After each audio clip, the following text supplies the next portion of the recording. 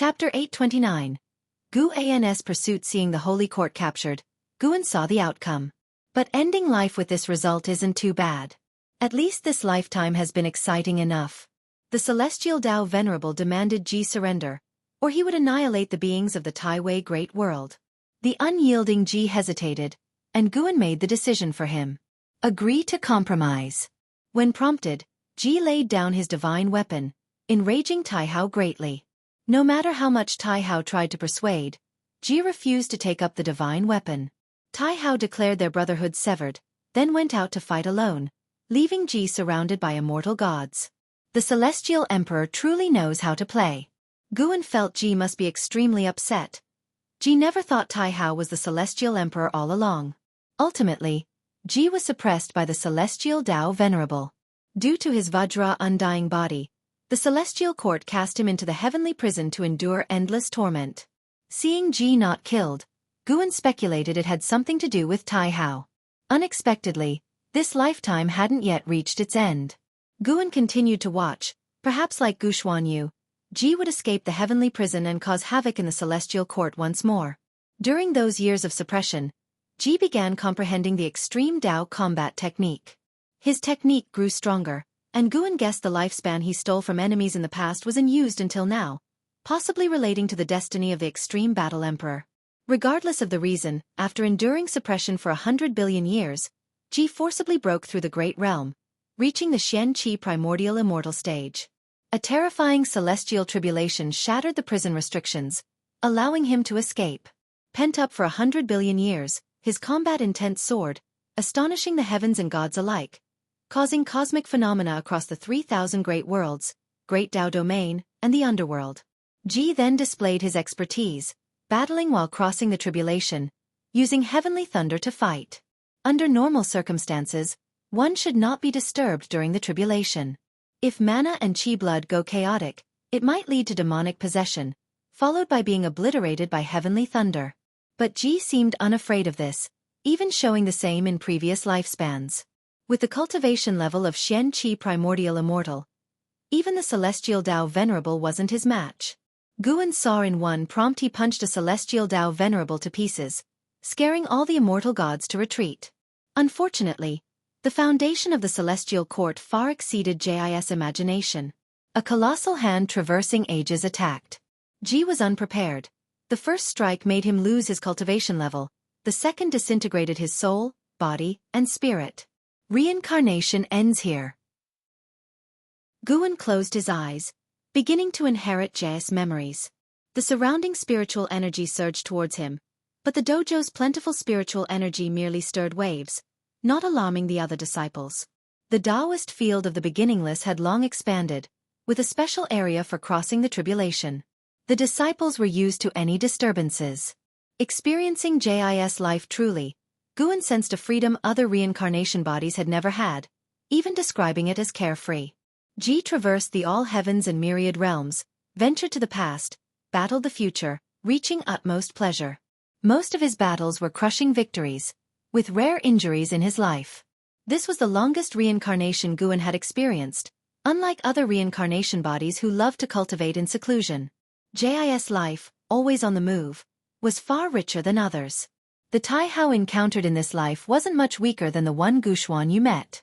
While causing havoc in the Celestial Court, this Taihao displayed extremely fearsome power, even alarming Songtian. Songtian, the will of the heavenly Tao, Guan had heard of before but felt its power for the first time. That power belonged to the Supreme Emperor of Ultimate Merging Tao.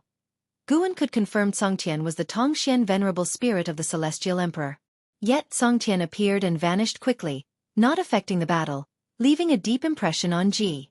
Once the memory inheritance was complete, Guan opened his eyes, his gaze not so complex. After experiencing Ji's life, he had no regrets. Even dying in battle felt exhilarating. This life had enough battles and joy. CTH Novel, F. Iyer. At website on Google to access chapters of novels early and in the highest quality. Ji had hardly ever felt wronged, even facing death, he bore it with pride. Although he never saw Shangtian in the end, Guan was not worried, for Shangtian was indeed Zhu Shi. If it were Zhu Shi, with Guan present, she couldn't possibly die. Extreme Battle Emperor, Emperor Ji, why do they seem stronger than my primordial Tao Emperor? Guan murmured to himself, unable to hold back a smile. The Extreme Battle Emperor was the pinnacle of the combat path, whereas the primordial Tao Emperor was not just about combat but also comprehending the mysteries of reincarnation. The Extreme Battle Emperor was more suited for battle, while the primordial Tao Emperor for cultivation, each having their strengths. What truly intrigued Guan were the worlds Ji had visited. Some places seemed not to belong to the heavenly Tao. Could they be chaos? These unheard-of worlds fueled Guan's anticipation for the great Tao. Reaching the edge of the great Tao and one's limits too early would be dull, wouldn't it? Than simple human desires, Guan anticipated and pursued grander things. He wished to become an invincible one like the Celestial Emperor but would not be content with just that. Remembering Tai Hao, Guan strangely hoped the Celestial Emperor would grow stronger to make eternal years more enjoyable for him. More than that, Guan was interested in an opponent Ji defeated. That person's growth rate was absurd, meeting Ji twice. The first time when Ji was merely a Taoist Zongzazai immortal, and the second when Ji had become a Tao Extreme Daoyuo immortal, each encounter had them at the same realm. Which was remarkable, considering Ji's growth rate was already very fast, almost absurd. Only the Celestial Emperor in reincarnation could keep up. Guan couldn't help but wonder if someone similar to him was growing secretly, unknown to anyone? It couldn't just be him as the most unique, with countless opportunities. In the end, it's a contest of character. Sitting by the lakeside, he savored the reminiscence. Waiting until dusk fell, he stood up, stretching, looking at the shimmering lake surface, seemingly seeing Tai Hao's figure. Looking forward to the next encounter. Guan smiled gently, murmuring to himself. Jis life allows him to ascertain the Celestial Emperor indeed contests with him in reincarnation. With the Celestial Emperor's capability, meeting Guan twice surely indicates he knows Guan is not simple. Yet he doesn't search the heavenly Tao but competes reincarnation body to reincarnation body, showing kindness. Though the Taoist field of the beginningless is strong, if the Celestial Emperor wants to search the heavenly Tao with a fine-tooth comb, he would eventually find it. Most critically, Guan had already grown strong before encountering the Celestial Emperor, having at least the power to protect himself. His past path was correct. It shouldn't be changed prematurely. Guan turned back towards the mountain peak where he resided. Simultaneously, a meteor streaked across the distant sky, leaving a poignant trail of airwaves. The meteor was not a stone but a white jade coffin. As the coffin streaked across the sky and past a cliff, a hand stopped it, causing a violent storm to spread in all directions, devouring the mountain, uprooting forest, impacting a 1,000-mile radius. If you find any errors, ads pop up, ads redirect, broken links, non-standard content, etc., please let us know. Report so we can fix it as soon as possible. Chapter 830. The white jade coffin hung precariously above the cliff, held back by a man in white robes. His long white hair danced in the breeze, his face handsome, and an arrogance between his brows that could not be concealed. It was none other than Son of Heaven Ji Yan. Compared to many years ago, there was an added touch of world weariness about him. His eyes observed the white jade coffin, a nostalgic expression in his gaze, and he muttered to himself, "It's been a long time since we fought side by side." His identity as the Son of Heaven was never hidden. Ever since his ascension, he roamed the celestial spirit great world with this identity. Some pledged allegiance to him, while others scoffed. Things did not develop as smoothly as he had imagined. The leading heavenly spirit Tao alliance showed him indifference, making it hard for him to find a foothold. He had no choice but to employ his life-bound divine weapon. He turned his head towards the distance, his gaze gradually becoming cold and sharp. If he couldn't uproot the heavenly spirit Tao alliance, it would be difficult for him to become the master of this realm. Becoming the world supreme was his trial in reincarnation, and he couldn't fall here.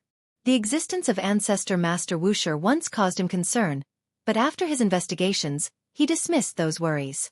As long as he did not harm the masses, Ancestor Master Wuxia would not intervene. Furthermore, he had visited the immortal gods who remained in this realm. He had a vague guess but did not reveal it. He only needed to focus on his tribulation.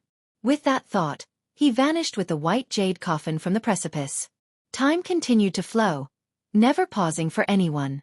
Millions of years passed in a blink. The dark heavenly court was eventually repelled by the celestial court, and the celestial Tao destiny of the 3,000 great worlds began to rise. More opportunities to ascend to immortality appeared in the human world. The celestial spirit great world was no exception, and one individual gained an opportunity for immortality, ascending in broad daylight, renowned throughout the lands. The desire to become immortal planted a seed deep in the hearts of all beings, making it even harder for Son of Heaven Jiyan to act, as the awe people held for this Son of Heaven was waning. Rather than serve the immortal gods, why not strive to become one? Sir the Novelier. NET website on Google to access chapters of novels early and in the highest quality. The Heavenly Spirit Tao Alliance was stronger than Son of Heaven Jiyan had imagined, but with his own talent and divine weapon, the power he established over millions of years reached a level that could contend with the Heavenly Spirit Tao Alliance. The current world power lay in the struggle between the Heavenly Spirit Tao Alliance and the Son of Heaven for dominion over heaven and earth. In spring, the Taoist field of the beginningless was brimming with life, with majestic landscapes as far as the eye could see. Guan was sitting in the mountain viewing pavilion, painting. Outside the pavilion, in contrast to millions of years ago, colorful small fish leapt in the cascading waterfall, adding more hues to the landscape. Two figures flew in from afar, landing swiftly in front of the mountain viewing pavilion. Zhai and Zhen Qin. Zhen Qin lifted the hood of her robe and respectfully saluted Guan. After greeting, Zhai spoke, "Ancestor, Senior Uncle Zhan has arrived." Guan turned to look at Zhen Qin, who, under his gaze, became suddenly emotional. She kneeled on the ground and said, "Master, your disciple has a request." Her expression was tense, her eyes full of anxiety. Guan did not ask Zhai to leave. Looking at Zhen Qin, he chided, "Why are you kneeling? I still prefer the old you. You rarely kneeled before me and liked to joke with me." The reason he grew close to Xianxia was not due to studying books. The real reason was that Xianxia gave him a feeling reminiscent of past interactions with Zhen Qin. To him now, engaging with others was tedious if they were too rigid. After all, he could see through people's hearts and would only care about the atmosphere of interaction, not anyone's motives. Hearing this, Zhen Qin felt ashamed. Although her master treated her as before, she was no longer the disciple of the supreme sect she once was, making it hard for her to interact with him as she used to. "Master, my disciple was captured by a great power under the Son of Heaven's command. The Heavenly Spirit Tao Alliance and the Son of Heaven are like water and fire. I have no way to save him. Could you intervene?" Zhen Qin asked, gritting her teeth. Guan shook his head and said, "How can I stick my neck out for such matters? Your junior uncle will help you. Why not stay for a few days first?" "No, master. I fear something will happen to him. Please save him first, and I will bring him to visit you. Will that do?" Zhen Qin said anxiously. Seeing her urgency, Guan glimpsed a shadow of her past self. "Very well, Zhai. Accompany her on the journey." Guan said helplessly, indulging Zhen Qin, a disciple with whom he shared 730 million years of master-disciple bond. Son of Heaven Jiyan was the current heaven and earth hero. Wuxia disciple would not intervene in his conflict with the Heavenly Spirit Tao Alliance, and even if Zhai had a mind to help, he still needed to consult Guan. Zhai immediately took his orders, and Zhen Qin thanked Guan before the two left quickly. Guan turned back to continue painting. Such matters were trivial to him. Over the long years, there would always be old friends or disciples seeking his aid, and as long as he allowed Zhai to bring them before him, it usually meant he would agree to help them. "Son of Heaven, I wonder if it is your scheme," Guan muttered, referring not to the present Son of Heaven causing unrest, Jiyan, but to another Son of Heaven who was now rising to the power stage in the Celestial Court. This Son of Heaven had led the Celestial Court in repelling the Dark Heavenly Court, greatly enhancing his prestige and subsequently his Celestial Tao destiny. He had even entered the palace of the Pole Star to meet the Celestial Emperor. Guan did not know what they talked about, but ever since then, the Celestial Emperor disappeared, and this Son of Heaven began to take charge of the Celestial Court's authority. This Son of Heaven was ambitious, gathering various immortal gods while continuously releasing immortal fate to the human world, clearly aiming to cultivate his own following. Guan's eyes could see the future of this Son of Heaven. He was benevolent to all beings but ruthless to other sons of heaven, promising to eliminate them one by one, with Shenyuan human venerable perishing at his hands. This kind of destiny was unprecedented, emerging only after the Dark Heavenly Court was driven back. When the tribulation of Son of Heaven Jiyan ended, and he returned to the celestial court, tremendous changes would occur, that was certain. But Ji Yan could not know the celestial court's current situation. However, these matters did not concern Guan, so long as Yang Jian, Li Xuanmiao, and the celestial destruction god were safe from harm. The next morning, Guan was tidying up his paintings in the mountain viewing pavilion when Nzizai returned with Zhen Qin and Su Han. Son of Heaven Ji Yan showed a lot of face to Nzizai, and with Nzizai's cultivation level, they quickly returned. Su Han was already in clean clothes, looking nothing like a prisoner and without a scratch on him. He followed behind Zhen Qin, glancing around with great excitement, his face full of expectation. The three of them came to the mountain viewing pavilion to salute Guan, and Zhen Qin even had Su Han kneel to thank Guan for his life-saving grace. It was not I who saved him. No need for such formalities, Zizai. Show Su Han around and settle him in. Guan said, and upon hearing this, Nzizai agreed, and Su Han rose to his feet. He dared not look directly at Guan, and only regained his composure after leaving with Nzizai. Why am I so timid? Su Han was secretly annoyed. Meeting ancestor Master Wuxia was something he looked forward to the most. He had imagined it many times, yet he never thought he would be so awkward. Even after realizing this, he still dared not turn around to look back. If you find any errors, ads pop up, ads redirect, broken links, non-standard content, etc., please let us know. Report so we can fix it as soon as possible.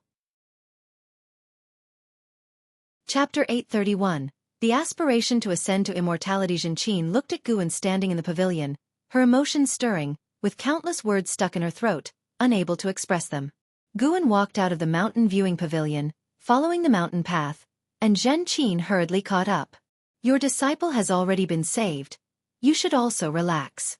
Rarely coming to the beginningless, why not enjoy the scenery along the way? Guan walked ahead, speaking softly, his tone very gentle, like a spring breeze entering Zhen Qin's heart, swiftly calming her. Tell me about your experiences over the years. Upon hearing her master's words, Zhen Qin immediately began organizing her thoughts. Having Zhen Qin recount the past wasn't because Guan wanted to know, but rather he hoped to calm her down through this process. Although Zhen Qin posed as a sage, silent and taciturn around Su Han, Guan could hear her heart's voice, knowing she hadn't changed fundamentally, still lively, now preferring to keep words in her heart. Master and disciple walked through the woods, the sunlight pierced through the leaves' gaps, shining on them, as if returning to over 70 million years ago when they walked through the forest together. Though back then Guan did not have such an ethereal quality, and Zhen Qin appeared more lively, like a spirited young girl. The Taoist field of the beginningless is vast. This was Zhen Qin's impression. Nowadays, she had the cultivation of Taoist Zhangzizai immortal, but few places felt large to her, yet the beginningless did. Her past was bland, especially after meeting Su Han, mostly staying beside him for cultivation. Master, do you remember seeing your uncle Wuxin? After sharing her own story, Zhen Qin suddenly asked. Guan didn't halt his steps, moving forward while responding, Of course, I remember. How's he now? Still alive? Yes, he's still alive. He's doing well. He founded the Buddhist sect. I saw him 30 million years ago. He seemed completely different, as if transcending worldly concerns, without joy or sorrow, speaking only profound truths. Zhen Qin reminisced about her meeting with Wuxin, filled with emotion. Guan also recalled the younger junior brother of old. If not for Wuxin teaching him the Taoist expansion skill, he wouldn't have created the innate reincarnation skill, which was the divine skill allowing people to survive in the early days. In fact, Wuxin living to today was secretly supported by Guan all along. Anyone surviving over 70 million years was either one of Guan's old acquaintances or the most talented cultivators in the world back then. Millions of years ago, many cultivators would return to dust, as everyone had their fate. With Guan occasionally joining in, Zhen Qin gradually opened up, expressing more emotion in her tone. Meanwhile, Su Han followed Nzizai exploring the Taoist field of the beginningless, visiting places mostly where Wuxia disciples gathered. As this journey opened his eyes, many medicinal herbs in the medicine gardens were of exceptionally high tier, and the spiritual energy they emitted felt like immortal herbs, and moreover, the disciples' cultivation seemed profound and unfathomable. It's often said the beginningless is full of hidden talents. Today proved its name wasn't false. Su Han's gaze fell upon Nzizai's back, filled with admiration, He couldn't forget the scene when Nzazai arrived yesterday. The lofty son of heaven had to show respect to Nzazai, and those cultivators who tormented him looked at him with fear and pleading. Just recalling, he felt thoroughly satisfied. This was a true powerhouse, a truly enlightened great power. No need to lift a finger to subdue all formidable enemies. Senior, I want to ask about joining the Wuxia sect. What needs to be done? Su Han plucked up the courage to ask. And Nzazai turned slightly, looking at him out of the corner of his eye, smiling. Call me senior brother. We belong to the same generation. Wanting to join the beginning list isn't difficult for you, as you've already entered. He knew Guan very well. If Guan resisted Su Han, he wouldn't have brought him back along with Su Han. He could have sent Su Han back to the Heavenly Spirit Tao Alliance. Upon hearing this, Su Han's heartbeat quickened. He asked eagerly. Senior brother, you speak of being peers. Is Master also a Wuxia disciple? Search * the novel Fire. Net website on Google to access chapters of novels early and in the highest quality. From being rescued to returning to the beginningless, there were no words spoken. Xianxia kept a gloomy face, not daring to speak. He was unaware of his master's relationship with the beginningless. He thought of his master's expression whenever mentioning ancestor Master Wuxia, secretly confirming his suspicions. He always believed his master had some connection with the beginningless. Yes, your master is the ancestor's disciple. If counted carefully, she is my master's senior sister. Over 70 million years ago, within a sect named Supreme Sect on the Taitsong continent, the ancestor hid in the outer sect's Medicine Valley. And Nzazai began recounting that past. Although he hadn't personally witnessed it, he had memorized the story early on. Su Han was absorbed in listening, not expecting his master's relationship with ancestor Master Wuxia to be so deep. He wondered why his master left the beginningless. Su Han puzzled silently. These puzzles were for later inquiries. He needed to find a way to make his mark in the beginningless. For some reason, since hearing the legends of the beginningless, he always felt he was meant to belong there. Such a holy place of cultivation suited a genius like him. Among the beginningless were several who had stayed at the Supreme Sect. Guan took Xianxia to meet Xinzhan. The two women had been on good terms before. They were happy to see each other, so Guan let them chat privately. Xianxia's joining didn't stir much within the beginningless, as outsiders often came to visit. Su Han's experiences were merely a reflection of the world's major movements, with friction between the Son of Heaven and the Heavenly Spirit Tao Alliance intensifying, approaching full-scale conflict. Several years later, in the Taitsong dynasty's imperial palace, Li Xiandao, in his dragon robe, sat on the dragon throne, exuding a dominating aura of ruling the world, his posture slightly lazy yet giving a sense of a true dragon-coiled pressure. Li Zuando's gaze fell upon the hall. There stood only one person, Son of Heaven Jie Yan. Jie Yan, wearing a golden dragon-black robe, with white hair casually draped, a sword suspended behind him, its blade a palm's width, the sword body of a white jade hue, while at the sword guard appeared two Qilin in contention, overall exquisitely crafted yet exuding an ancient air. The Son of Heaven and the Heavenly Spirit Tao Alliance are at odds. My Taitsong dynasty should not get involved. Li Xiandao slowly spoke, his tone indifferent. Having been emperor for over 70 million years, he was seen almost as a celestial emperor in the eyes of Taitsong's people, and being experienced, he wouldn't feel nervous about the visit from Son of Heaven Jie Yan. He had seen immortal gods, much less a reincarnated Son of Heaven. Over the long years, countless prodigies emerged in the human world, from immortal gods descending to the demon monarch reincarnating, all witnessed.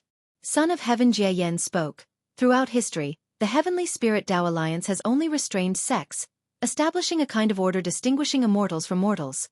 The imperial dynasty was not bound by the Heavenly Spirit Tao Alliance yet lost the upward opportunity. Your Majesty should feel the development of the Taitsong dynasty has reached a bottleneck. Only by overthrowing the Heavenly Spirit Tao Alliance is there a glimmer of hope. Moreover, I can guide immortal fate into the Taitsong dynasty, allowing your Majesty to ascend to immortality and granting your people the aspiration to ascend. If you find any errors, ads pop up, ads redirect, broken links, non-standard content, etc., please let us know. Report so we can fix it as soon as possible. Chapter 832. Great Destiny descends. Facing Ji Yan's words, Li Xiandao remained indifferent. He raised his right hand, his gaze examining the 3 jade rings on his hand, and softly replied, Without you, Son of Heaven, would the human world find no immortal fate? would mortals not yearn to ascend to immortality? Although his voice was soft, it echoed clearly within the great hall. Son of Heaven Ji Yen answered, I can make you and your people closer to immortal fate. How many imperial dynasties are there in the world? How many do you intend to win over? All of them. If it's all of them, even if you succeed, how can I be sure you will choose me? The Taizong dynasty is already the oldest imperial dynasty in the world. Your lack of contention has led people to overlook the foundation of the Taizong dynasty, and what's more, you have the care of ancestor Master Wuxia. Then may I ask if the celestial court has an emperor immortal position? Li Xiandao smiled as he spoke these words. Son of Heaven Ji Yan's expression became subtle, his gaze somewhat cold, and he replied, Naturally, apart from the supreme celestial emperor, there are the 4 celestial Dao great emperors, and further down, 36 emperor stars, all positions for which rulers with accomplishments may compete. So many emperors. Why does it feel like they are merely titles? Li Xiandao squinted his eyes, his tone growing aggressive. He leaned forward and said, Son of Heaven, I've long heard tales like yours. I've seen and heard of many who wish to use the world as their chessboard. In the end, none met a good fate. If you truly represent the heavenly Tao, you wouldn't bring about a great calamity in the human world. If the Celestial Emperor truly wanted you to be the supreme in every life, I suspect it would not be by stepping upon countless bones to ascend to the supreme position. Son of Heaven Ji Yen raised an eyebrow and sneered. What? Does His Majesty think that unifying the world relies on benevolence and love? I merely think that the means and levels of the immortal should be above mortals. The means you've shown make me feel no different from mortals. Pardon me, but I cannot agree. After speaking, Li Xiandao kept his gaze fixed on Son of Heaven Ji Yen. Their eyes met, confronting each other, and the atmosphere in the hall grew tense, filled with quiet oppression. For a long time, Son of Heaven Ji Yen withdrew his gaze and smiled. Since that's the case, then I'll take my leave. He turned and left. In the moment of turning, his expression became exceptionally cold. Li Xiandao sat on the emperor's throne, watching him depart. Once Son of Heaven Ji Yen left the great hall, Li Zuando's face showed a contemptuous smile and he snorted, The immortal gods don't have a more comfortable position than mine, and moreover, his gaze looking upwards, seeming to pierce through the palace eaves to see the firmament. I have no desire to become one of the immortal gods. But if it's to be Celestial Emperor, I am quite interested. Thinking of being Celestial Emperor, you must be ignorant of the heights of the heavens and depths of the earth. By the lakeside, Guan glanced at Su Han, who was fishing, and mocked. It has been hundreds of years since Su Han and Zhen Qin came to the Taoist field of the beginningless. The master and disciple have settled there, and ever since Guan pointed out Su Han's swordsmanship, Su Han often sought his guidance, and gradually, Su Han began to cultivate alongside Guan. This has led to much discussion among the disciples. No one dared to imitate Su Han. Although Su Han was thick-skinned, it was evident to all that this was the ancestors' favoritism towards him. What's more, upon entry, Su Han was already a third-generation disciple, his seniority surpassing 90% of the disciples of the beginningless. Su Han sat beside Guan, holding a sword and huffed, Why am I ignorant of the heights and depths? Is the Celestial Emperor born to be Celestial Emperor? Certainly, he cultivated to that position. As long as I become strong enough, I can achieve it sooner or later. Then I'll make the beginningless holy sect, supervise the heavenly court immortals. The current immortals are truly unrestrained, lacking control. That Son of Heaven abducted many imperial rulers, coercing their dynasties into battles for him. His hypocritical mask is eventually torn by himself. Guan gazed at the lake's surface and said, You have only seen a few immortal gods, yet you dare speculate about the Celestial Emperor. Most immortal gods never see the Celestial Emperor in their lifetime. The Celestial Emperor's might is beyond your imagination. You cannot imagine it, let alone surpass it. These words are true.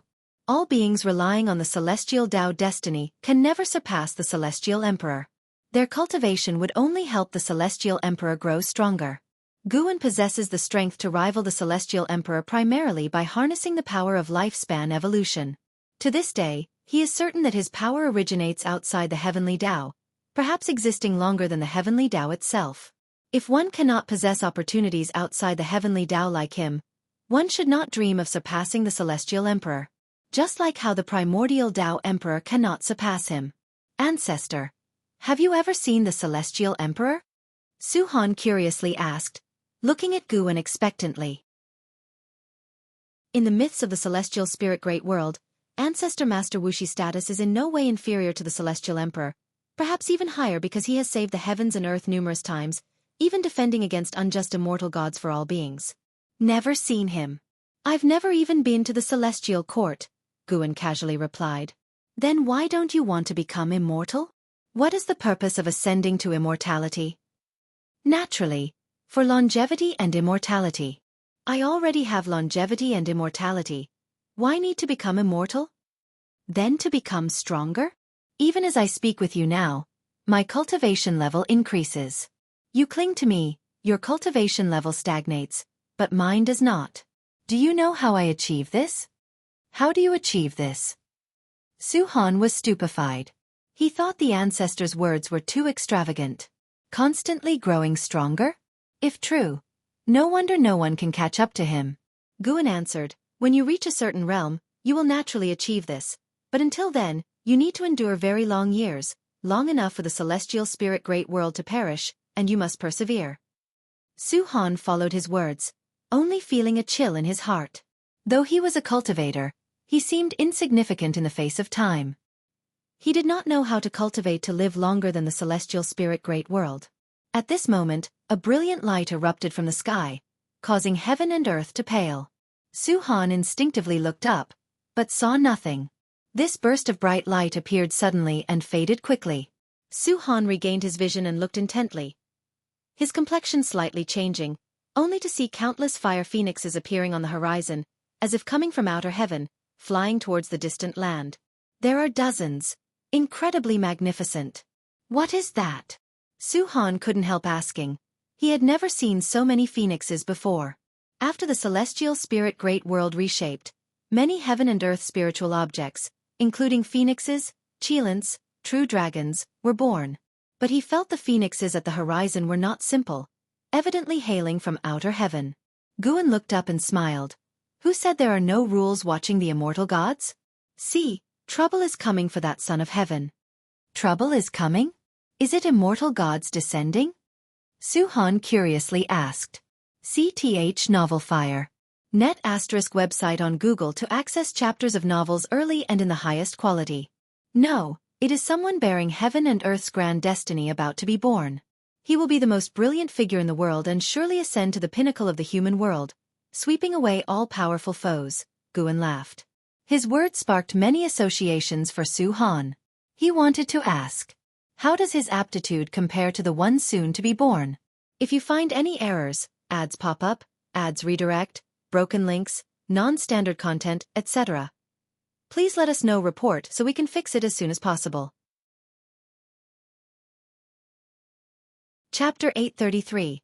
Celestial phenomena descended from the sky, auspicious omens swirled, attracting the attention of great sects across the world. Years later, rumors spread that a child of heaven and earth had been born. Sar the Oval Fire. Net website on Google to access chapters of novels early and in the highest quality. This child of heaven and earth was born in a city under the banner of the Heavenly Spirit Tao Alliance. His parents came from a world clan, and though unremarkable within the Heavenly Spirit Tao Alliance, they still had a certain heritage. At the mere birth of this child, celestial phenomena were triggered. It is said that an alliance hierarch of the Heavenly Spirit Tao Alliance, upon seeing the child, immediately decided to take him as a disciple, proclaiming that he would be the future of the Heavenly Spirit Tao Alliance. This matter caused a great stir, as countless living beings saw the phoenixes flying across the sky. Before he even came of age, this child of heaven and earth was already renowned throughout the world. Guan Tianyu. Decades later, his fame even reached the Taoist field of the beginningless. On this day, Guan was practicing swordplay in a bamboo forest. His movements not fast but elegant and lively. Ancestor, that fellow with great destiny has become famous. He's only 30 and already reached nirvana. Su Han's voice reached Guan before he himself did. Zhen Qin was already in seclusion for cultivation, whereas Su Han was restless, often coming to bother Guan. Guan seemed impatient, but in truth, he quite enjoyed it. After all, he was idle and having someone to accompany him was a good thing. Since Su Han had no mission he must complete, Guan hoped he would live this life calmly and steadily. Compared to the Su Han of his past life, the Su Han of this life was too lively and cheerful, no longer the gloomy and ruthless person of before, as if they were two different people. Guan did not respond, and when he arrived in front of him, Su Han continued. Although many living beings in the world are born into the Nirvana realm, he is human. To cultivate from a mortal to the Nirvana realm in just 30 years is truly remarkable. I am beginning to believe he is the greatest talent of all time. Ancestor, you said before that he was born in response to destiny and arose responding to calamity. Could it be that he will become the rival of the Son of Heaven? The Son of Heaven and the Heavenly Spirit Tao Alliance had not yet fully waged war, but their conflicts were constant, and everyone knew an entrenched and protracted time of chaos was coming. Currently, the Son of Heaven Jie Yan had already grown powerful, and with a divine weapon in his hands, no one within the Heavenly Spirit Tao Alliance could suppress him. Of course, if that innate golden immortal were to return, there might be hope, but the innate golden immortal had long since gone to outer heaven to seek the Tao, ignoring worldly affairs. Perhaps he might. Guan, while practicing swordplay, answered. Despite the simplicity of the swordsmanship, when he performed it, there seemed to be a sense of profound mystery. Ancestor, you said that the birth of the child of heaven and earth at such a critical moment suggests that heaven disapproves of the Son of Heaven. And behind heaven is the heavenly Tao, so could it be that the celestial emperor in the legends dislikes him? After all, there are many sons of heaven, or perhaps the celestial emperor has his own favored son of heaven and fears he will obstruct him.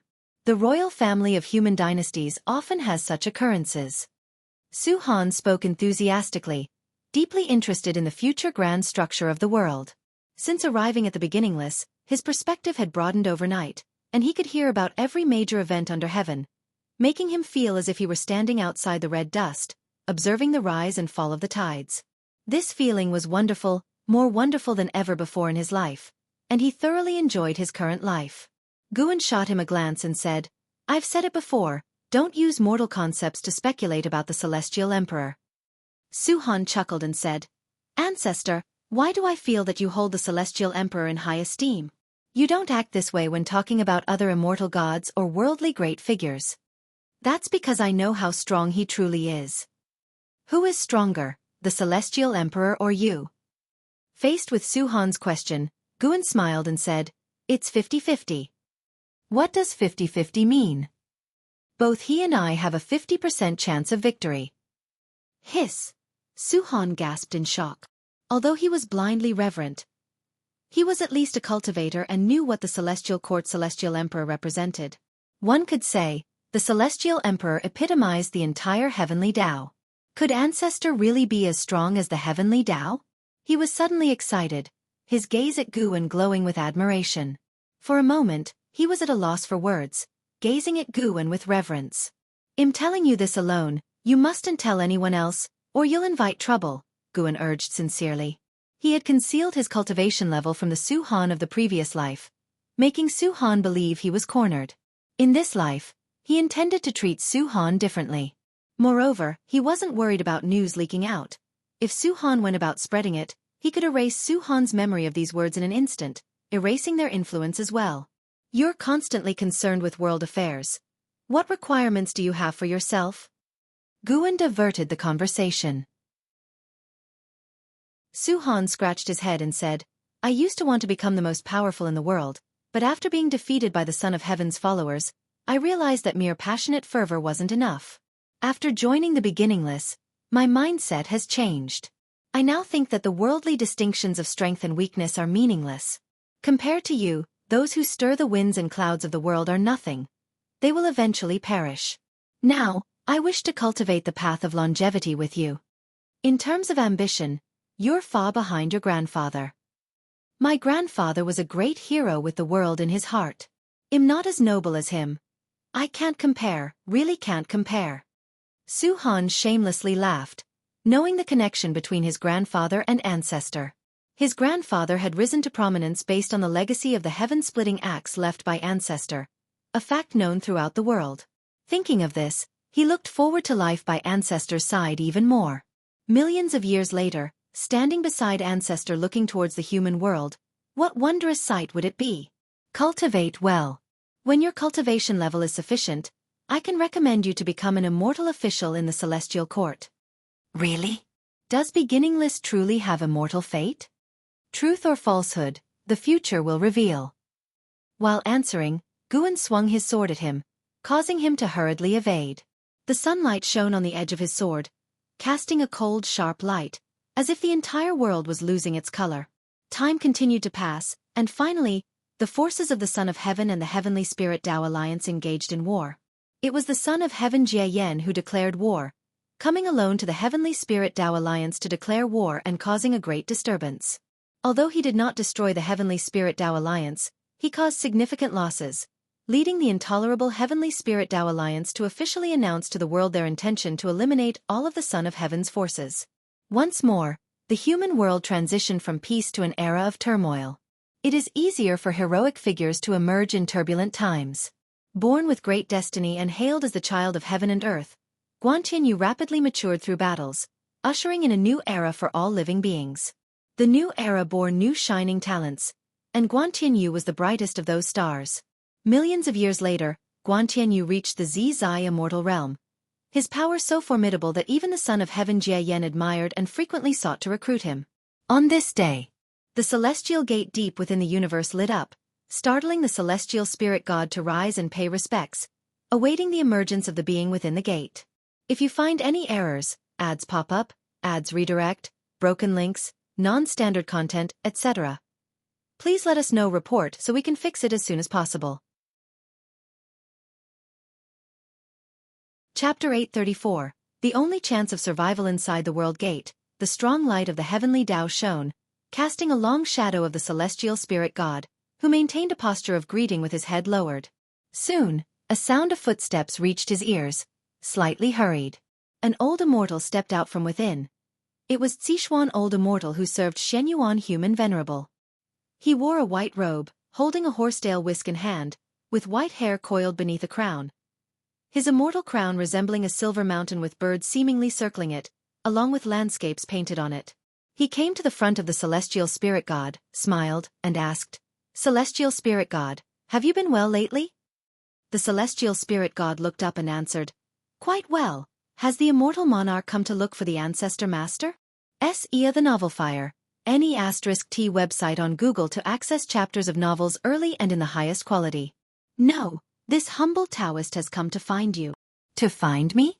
I wonder what instructions the immortal monarch has? Facing the celestial spirit god's inquiry, Zixuan Old Immortal's smile disappeared. He took a deep breath and said, "Something big is about to happen in the celestial court." The celestial spirit god raised an eyebrow. Although the celestial spirit great world had enjoyed peaceful times for tens of millions of years, such time wasn't considered long in the celestial court, so why was there trouble again for the celestial court? Could it be related to the dark heavenly court? The last time the dark heavenly court attacked the celestial court, although he didn't return to join the battle, he had observed that great war. It was the first time he witnessed the power of the dark heavenly court, which made him increasingly convinced that the celestial court was not the absolute ruler. Many powerful forces were hidden within the chaos, and even within the heavenly Tao were beings of great power like the primordial ancestor master. Zixuan Old Immortal said, "It's not an external catastrophe. It's an internal power struggle within the celestial court." Hearing this, the celestial spirit god breathed a sigh of relief. If that's the case, then it's not a big deal. The treacheries in the celestial court were numerous. The reason he stayed in the celestial spirit great world, not pledging allegiance to any other powerful immortal gods, was to avoid becoming a pawn. Immortal gods are immortal, but only if they retain their immortal positions. If they choose the wrong side and have their immortal positions stripped away, immortality becomes an empty promise, and even one's cultivation level might turn to nothing. The first thought that came to the celestial spirit god upon hearing Zixuan Old Immortal's words was that something had happened to Shen Yuan Human Venerable. According to past competitions for the Son of Heaven, even if a Son of Heaven won, they wouldn't gain the benefits Shen Yuan Human Venerable did: the vast celestial Tao destiny, many immortal position qualifications, and even the dominion over the 3,000 great worlds. Such prominence would surely invite jealousy. With the celestial emperor absent and Xianxia's will unpredictable, those sons of heaven would certainly set their sights on Shen Yuan Human Venerable. "Please speak plainly, immortal monarch. Is there anything I can do?" the celestial spirit god said softly. No matter the issue, as long as it didn't threaten the celestial spirit great world, he was too indifferent to care, and he couldn't manage it. Today, the Son of Heaven Taishang governs the celestial court's power. He has cast 17 sons of heaven into reincarnation, and the Son of Heaven Xianxia, with whom you have a father-son bond, is under investigation and may face disaster. Sichuan old immortal's words made the celestial spirit god frown. He couldn't deny that he was indeed concerned about Tian Hao. It was unclear whether it was because of Su Jin or due to chasing the supreme treasure of the immortal palace, delaying countless years. In any case, he would now and then visit the misty immortal court. However, for so many years, he had never met Tian Hao face to face, only watched silently. Sichuan old immortal continued, besides the Son of Heaven Xianxia, His Highness Shenyuan Human Venerable will also face difficulties, because the Son of Heaven Xianxia is within the 3,000 great worlds. With so many sons of heaven, the Supreme Son of Heaven chooses to settle accounts with Xianxia, clearly as an excuse, aiming at His Highness Human Venerable, but whether it's an excuse or not, it is a great trouble for both your highnesses, with no retreat. Knowing he was right, the celestial spirit god felt he couldn't shake the celestial court with his current power. He asked in a deep voice, "Please speak plainly, immortal monarch, what can I do, what should I do?" Summon back the Son of Heaven Xianxia. When Sichuan old immortal said this, his gaze was firmly locked on the celestial spirit god. The celestial spirit god suddenly understood Sichuan old immortal's intention.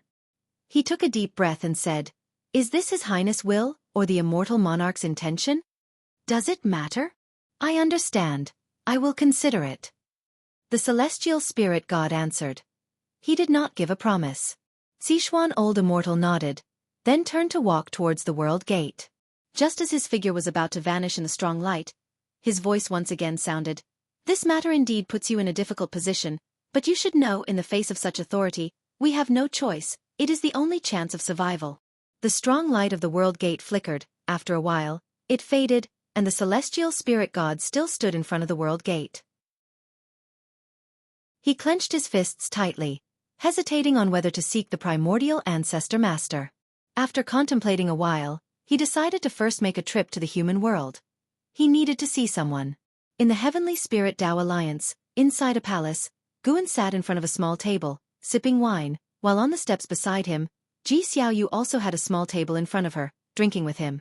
Besides fine wine, their tables were adorned with some snacks and fruits, exquisitely arranged. Guan picked up a piece of cake, savoring it carefully. The fragrance entered his mouth, making him nod slightly. Xiaoyu put down her cup, looked at Guan, and asked, "Did you come to find me for a simple chat?" Guan glanced at her, annoyed. "What kind of talk is that? Have I ever troubled you when I came to find you in the past?"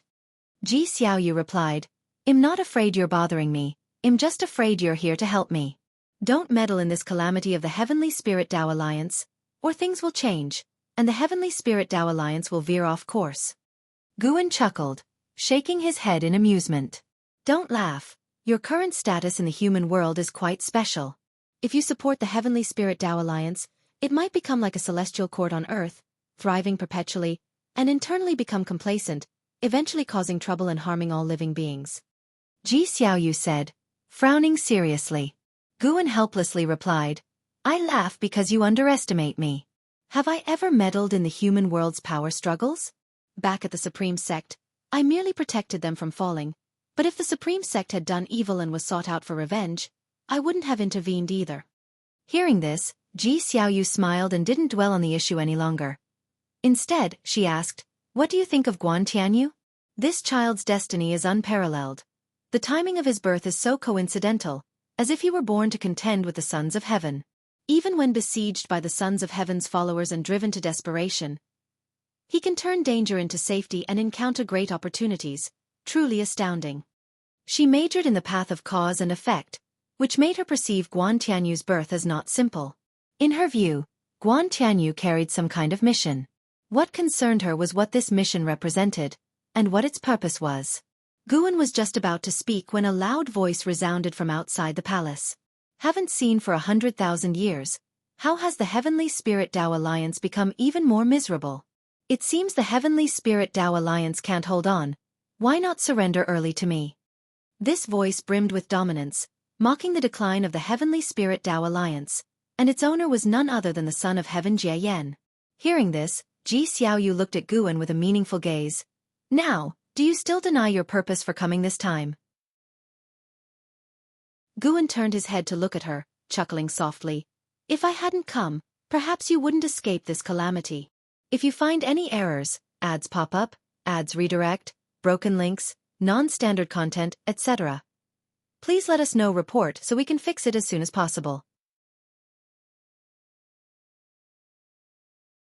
Chapter 835. The creation of heaven and earth can't escape this calamity. Ji Xiaoyu was shocked by Gu An's words. According to her deductions, while Son of Heaven Jie would indeed cause great trouble for the Heavenly Spirit Tao Alliance, it shouldn't be enough to shake its foundations. She rarely intervened in the Heavenly Spirit Tao Alliance's affairs. If she needed to act, it would certainly be at a time of life and death for the Alliance. For a moment, countless speculations filled her mind. Could it be that Son of Heaven Jie has enlisted other immortal gods? No matter how strong Son of Heaven Jie is, he's still a reincarnated being, having a mortal body like them. The reason he can stand against the Heavenly Spirit Tao Alliance is mainly due to wielding that divine sword. Guan continued to savor the wine, enjoying the fine food and drink Ji Xiaoyu had prepared for him. After the voice of Son of Heaven Jie fell silent, a surge of powerful auras rose outside the hall. No voices echoed into the palace, yet the great battle had already erupted. Guan and Ji Xiaoyu began to watch the unfolding conflict. Ji Xiaoyu was already an innate golden immortal, but her true cultivation level was a secret, unknown within the Heavenly Spirit Tao Alliance. From her perspective, Son of Heaven Jie could not possibly win. The Heavenly Spirit Tao Alliance currently had several heaven-encompassing free immortals stationed, with profound yuan free immortals numbering over 100. There was no fear of the Son of Heaven. The Son of Heaven's foundation and forces were far inferior to the Heavenly Spirit Tao Alliance. It was just that the Son of Heaven himself was formidable. With the divine sword in his hand, the current Son of Heaven Jie could fight several heaven-encompassing free immortals without defeat, but that was as far as he could go. Where exactly is the problem? Ji Xiaoyu thought to herself, her gaze subconsciously turning to Guan. She knew that if Guan spoke such words, he certainly wasn't trying to scare her. Seeing that Guan had no intention of elaborating further, Ji Xiaoyu chose not to ask more, trusting that an answer would soon present itself. After a while, Guan asked, "You haven't answered me yet. How do you view Guan Tianyu? What is his origin?" Guan looked at her, smiling. Aren't there already many legends explaining it? Could he just be the child of heaven and earth? The creations of heaven and earth are far beyond your imagination. When cultivators grasp the power to destroy the heavens and the earth, they start to underestimate heaven and earth. You think heaven and earth can't have such marvelous creations, so you suspect Guan Tianyu must have a grander origin, isn't that right? Gu An's words led Ji Xiaoyu into deep thought, realizing she indeed harbored such a mindset. In her view, the celestial spirit great world shouldn't harbor such talent. Guan Tianyu's emergence must have been orchestrated by a more powerful entity. Guan continued, with 3,000 great Tao and infinite creations, all beings possess a sense of pride, thinking they can master everything and that they are unique, thus neglecting the heaven and earth that bore them. If beings are indeed the most wondrous of creations, then the heaven and earth nurturing them must operate on an even higher level. He spoke of his understanding. Though heaven and earth seem fragile, their creations are supreme. Even if a world turns to ashes, its creative force remains and will give birth to new worlds, though mortal spirits can't perceive this creation. Only a Tao extreme Daluo immortal can barely glimpse this omnipresent, immense creation imperceptible to mortal spirits. And surpassing a Daluo immortal, one can further perceive the creation of heaven and earth. Though the celestial spirit great world is weak, it remains a great thousand world that has existed for countless years. The creation it secretly harbors is beyond the imagination of all living beings, and the impending crisis from Son of Heaven Jieyan's arrival has prompted it to bring about Guan Tianyu. Though Guan Tianyu is born of the human race, the mystic destiny of heaven and earth continually transforms him. To put it bluntly, unless a power surpassing the celestial spirit great world emerges, no one can slay Guan Tianyu within this world, not even if he wished to die. The creation of heaven and earth. Ji Xiaoyu was lost in contemplation. It seemed she had grasped something, quickly transitioning to a state of enlightenment, forgetting her own calamity. She could enter this state so swiftly not due to exceptional comprehension, but because Guan enveloped her with his Tao intent, aiding her enlightenment. Guan watched Ji Xiaoyu with expectant eyes. He had many old friends, and while he cherished them all emotionally, in terms of potential, only Ji Xiaoyu could surpass and carve her own path, possibly even beyond what he foresaw.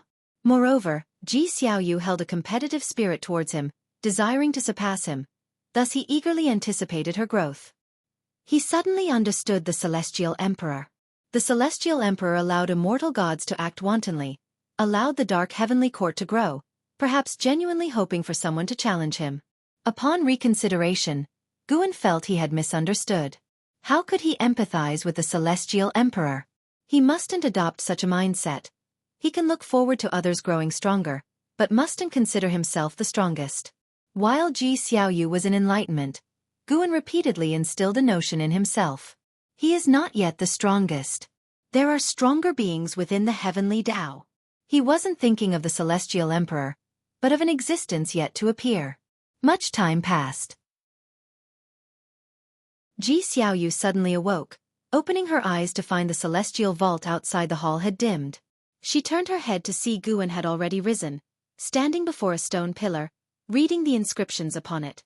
"I'm sorry, Ji Xiaoyu began, but her words trailed off as she became captivated by Guan's silhouette. With his back to her and head raised, Guan emanated an inexplicable allure, a longing for the great Tao. Hearing her, Guan turned to her with a smile. "So, what did you comprehend earlier?" "I grasped some truths about the Tao of heaven and earth, thank you." Ji Xiaoyu earnestly replied. "Why thank me? I did nothing." "I understand." Ji Xiaoyu was well aware of her own comprehension. After countless years of meditation, such an opportunity for enlightenment was rare. It wasn't a coincidence that Guan's presence came with insights, clearly indicating his guidance. Just as Guan was about to speak, a gust of wind from outside swept in, billowing his black robe.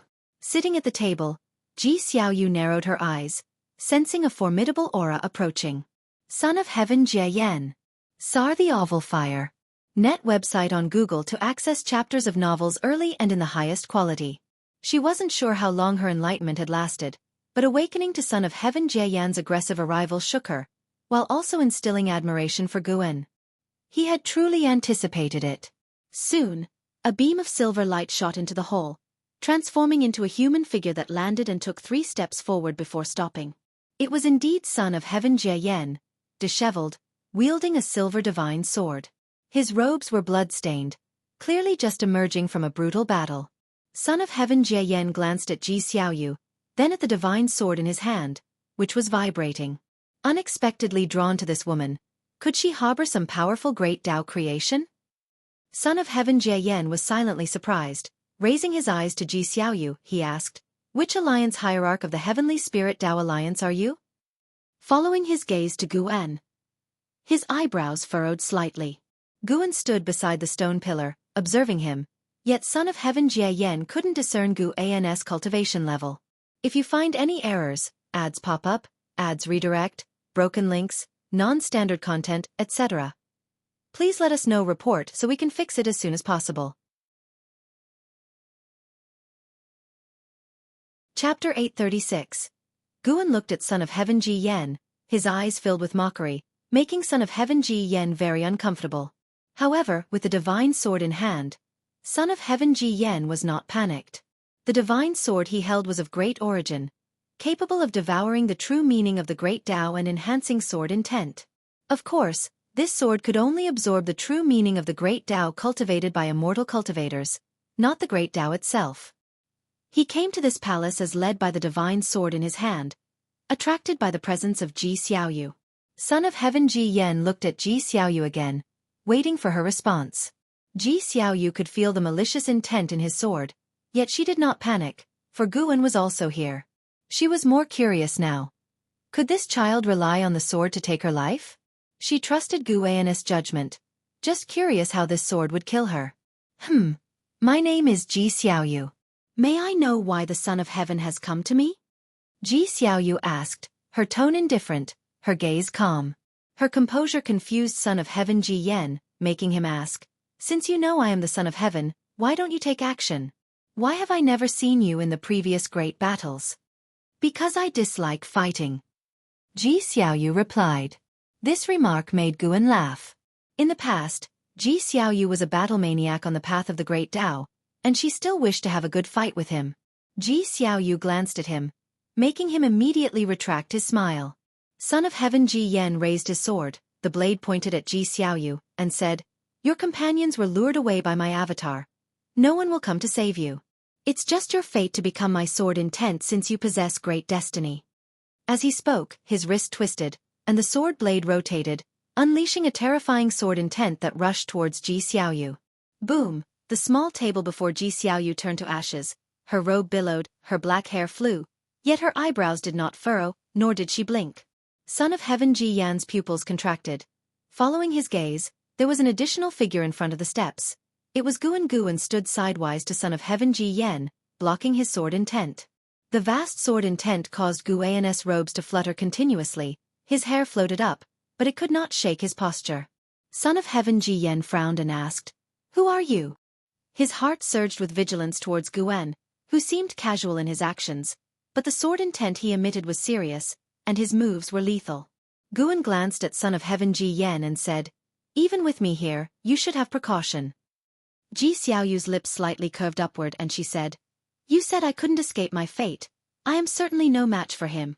I can't let you come here for nothing.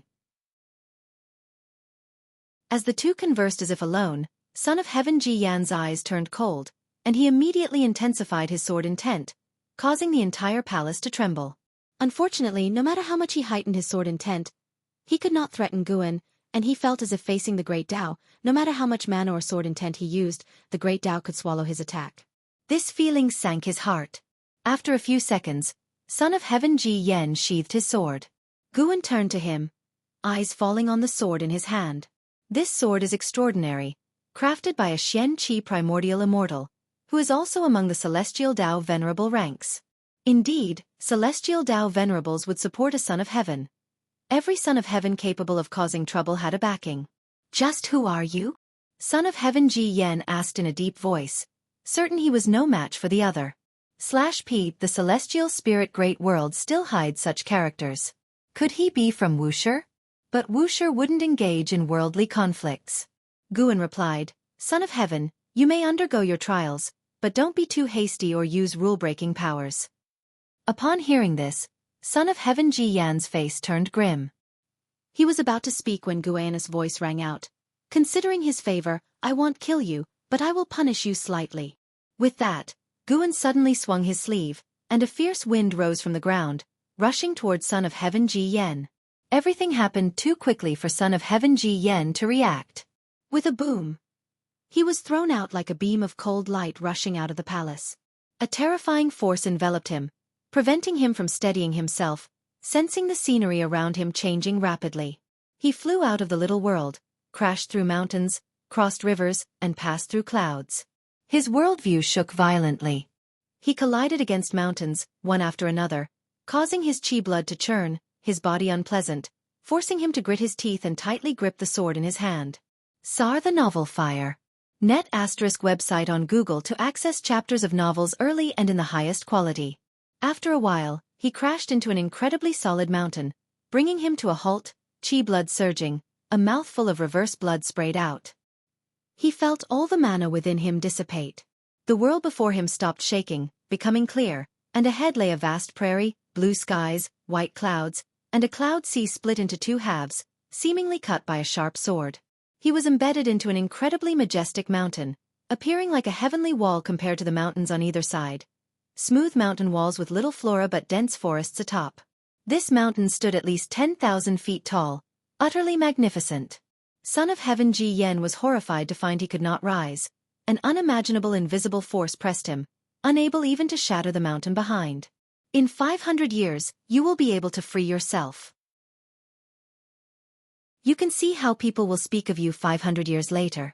Guan's voice reached his ears, causing his expression to turn fearful. You can't do this. Son of Heaven Ji Yen gritted his teeth, finally roaring in anger. Meanwhile, on the other side of the world, in the palace, Guan's robe was still fluttering.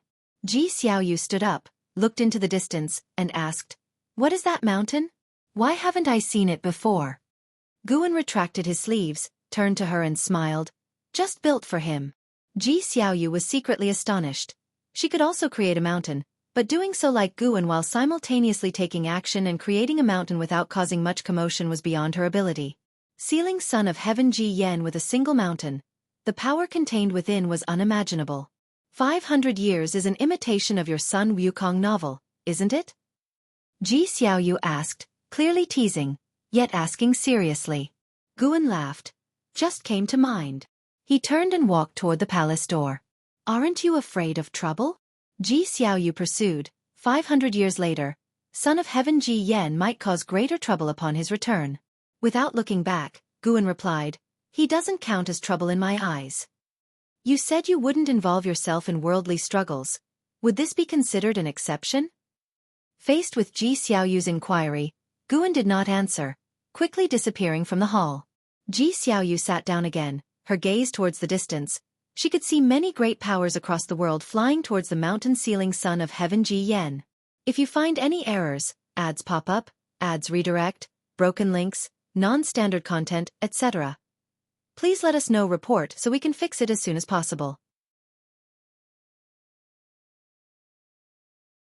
Chapter 837. Heavenly Suppressing Heroic Peak. The Son of Heaven Ji Yan has been suppressed. This news was like a bombshell, shaking the world. The speed at which it spread was unprecedented. All beings thought that a catastrophe was imminent, but unexpectedly, the Son of Heaven was suppressed. Without the Son of Heaven, the Son of Heaven's forces were far from enough to shake the foundation of the Heavenly Spirit Tao Alliance. Various forces began to investigate the news and dispatched cultivators to verify its authenticity. The giant peak suppressing the Son of Heaven Ji Yan also got a name, known as the Heavenly Suppressing Heroic Peak. Not even half a day after the Son of Heaven Ji Yan was suppressed, a great cultivator arrived nearby. In the days that followed, more and more cultivators came.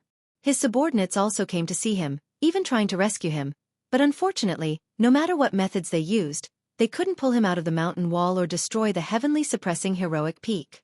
He became a joke of the world, his pride crushed. He had undergone many reincarnations, all successful before, smoothly sailing in each life, never finding himself in such a predicament even when facing strong enemies. Not only was he humiliated by his enemies, but he also lost hope of victory. Coming to the celestial spirit great world, he felt unprecedented difficulties. The Heavenly Spirit Tao Alliance was too tenacious for him to defeat quickly. Now, he was encountered by Ancestor Master Wuxia, who would suppress him for 500 years. 500 years! The force he had built single-handedly would surely be uprooted by the Heavenly Spirit Tao Alliance. He didn't reveal that he was only suppressed for 500 years, not because he didn't trust Ancestor Master Wuxia, but because he feared the Heavenly Spirit Tao Alliance would be ruthless. Moreover, he wanted to see how his recruited subordinates and the people viewed him. On the mountain wall, the Son of Heaven Ji Yan hung his head, his white hair scattered like dried grass, motionless as if already dead. At this moment, his heart was filled with anger and unwillingness. He resented everything, resented Ancestor Master Wuxia, and resented himself. He could be sure that his suppressor was Ancestor Master Wuxia. Only Ancestor Master Wuxia had such skill. He hated himself for overly relying on his sword. Despite things feeling off at the time, he still attacked the female alliance leader. The Son of Heaven Ji Yan's mood grew increasingly gloomy. In the distance, a group of great cultivators from the Heavenly Spirit Tao Alliance watched him from afar, their brows furrowed, not laughing openly like other cultivators. "Although he's been suppressed, we simply cannot kill him." Over time, his hatred towards the Heavenly Spirit Tao Alliance will only deepen. Indeed, but who exactly suppressed him? Does the Heavenly Spirit Tao Alliance hide a presence we're unaware of? He was struck from Alliance leader Jis Little World. Perhaps we could ask her. Though he's an enemy, watching him humiliated like this, I can't help but feel uneasy. True, although his actions are domineering, the Son of Heaven Ji Yan conducts himself with honesty and integrity, never hiding his intent in battles. The great cultivators discussed, though their words showed sympathy for the Son of Heaven Ji Yan, what they hoped for was his death. Every day thereafter, beings came to observe, looking at the Son of Heaven Ji Yan's plight. Most were merely astounded, curious, without deeper thoughts. There were various theories about who had suppressed the Son of Heaven Jie. Most believed there was a hidden master in the Heavenly Spirit Tao Alliance because the Son of Heaven was suppressed after causing a commotion there. Some mentioned Ancestor Master Wuxia, but there was no direct evidence, and Ancestor Master Wuxia never involved himself in internal conflicts of heaven and earth. 500 years in the past seemed brief for the Son of Heaven Jie, but now it felt endlessly tormenting. 200 years later, the Son of Heaven Jie remained embedded against the heavenly suppressing heroic peak, covered in dust and leaves, remnants of 200 years of wind and rain. Compared to 200 years ago, the area was no longer as lively, and the Son of Heaven Jie's mindset had recovered somewhat, becoming numb. No matter what, before regaining freedom, his anger would only harm himself. Near midday, as the scorching sun shone down, sunlight cast on him, faint white mist began to rise from within him. Suddenly, a pebble fell from above, rolled down the mountain wall, hitting the Son of Heaven Jian's head. The Son of Heaven Jian remained unresponsive. He didn't move at all. At this moment, a shabby-clothed boy lay at the edge of the cliff above, cautiously peering downwards, but below were layers of clouds and mist, making it impossible to see any trace of living beings. The shabby-clothed boy appeared to be only 15 or 16 years old, dressed in ordinary robes, face dirty, yet his eyes were lively and spirited. "Where is the Son of Heaven?" the shabby-clothed boy muttered, scanning his gaze around, but unfortunately, he couldn't find the Son of Heaven, nor even a sparrow. He sat up and started to pant. Climbing the heavenly suppressing heroic peak took him 10 whole days, his provisions and water long gone. Not only that, it took him 3 years to reach the heavenly suppressing heroic peak. Sir the Nefire. At website on Google to access chapters of novels early and in the highest quality. In those 3 years, he faced hardships, almost washed away by river waters, almost eaten by demons, and even captured by bandits who wanted to offer him as a sacrifice to demon cultivators. As his excitement faded, unease began to set in. If the legend of the Son of Heaven was false, wouldn't he have come for nothing? He wasn't afraid of the journey back. He feared disappointing the people of his village. The more he thought, the more he was afraid, finally hugging his knees and burying his face. After an entire hour, he managed to regain his spirit, standing up, patting his face, then walking to the edge of the cliff to look down at the cloud sea below. "Son of Heaven!" he shouted using all his strength. Though his voice was loud, in this vast world it didn't carry far. Distant cultivators observing the Son of Heaven Jian heard it, but paid no attention. Carrying on, the shabby-clothed boy repeatedly called the Son of Heaven's name, his voice growing hoarse. Hundreds of times later, his voice began to rasp, his legs trembled. Finally, he collapsed to the ground, coughing violently. "Mortal child, why do you call me?" A voice entered the shabby-clothed boy's ear, causing him to joyfully raise his head and scramble up. "Son of Heaven, where are you?" The shabby-clothed boy endured the pain in his throat and asked. "I am beneath the cliff. Only by jumping can you see me." The Son of Heaven Jian's voice was indifferent, devoid of emotion. The shabby-clothed boy immediately approached the edge, looking down at the cloud ocean below, unable to see the land, resembling a boundless abyss. "I wish to seek immortal cultivation. If successful, I'll find a way to rescue you. Can you teach me immortal cultivation?" The shabby-clothed boy asked through gritted teeth, but unfortunately, this time he received no response. He continued to inquire, but the Son of Heaven Jian remained silent. After hesitating for a long time, the shabby-clothed boy finally gritted his teeth and chose to jump off the cliff. Embedded against the mountain wall, the Son of Heaven Jian hung his head, as the shabby-clothed boy fell past him, stirring his hair, yet he still didn't move. The scene returned to silence, as if the shabby-clothed boy had never come. If you find any errors, ads pop up, ads redirect, broken links, non-standard content, etc., please let us know. Report so we can fix it as soon as possible. Chapter 838. The change in the Emperor's heart. The people do not know how many years the Son of Heaven Jian will be suppressed, nor does the Heavenly Spirit Tao Alliance understand, but they will not let such a good opportunity pass. They begin to launch a massive eradication of the Son of Heaven's forces. The forces painstakingly established by the Son of Heaven were completely shattered within 300 years. In addition to the suppression by the Heavenly Spirit Tao Alliance, Internal conflicts also emerged, accelerating its demise. The disaster brought by the Son of Heaven thus dispersed, and the celestial spirit great world returned to peace again. Because they could do nothing about the suppressed Son of Heaven Jie, the Heavenly Spirit Tao Alliance could only focus on cultivating disciples. Over the centuries, they recruited countless talents in the human world, with more and more prodigies emerging. A blink of an eye. The Son of Heaven Jie has been suppressed for 487 years, getting closer to breaking free. During these years, days felt like years for him, and the closer he got to the 500-year mark, the more anxious he became. He feared that the ancestor Master Wuxia might not keep his promise. After all, he did not understand the ancestor Master Wuxia. Before the ancestor Master Wuxia took action, he could not even be sure that the counterpart was indeed the ancestor Master Wuxia. Why is it 500 years? There was only this thought in the mind of the Son of Heaven Jie. 500 years was insignificant to the grand scheme of things, and for him, it would not make much of a difference. Even if his forces were destroyed, he could start over at most.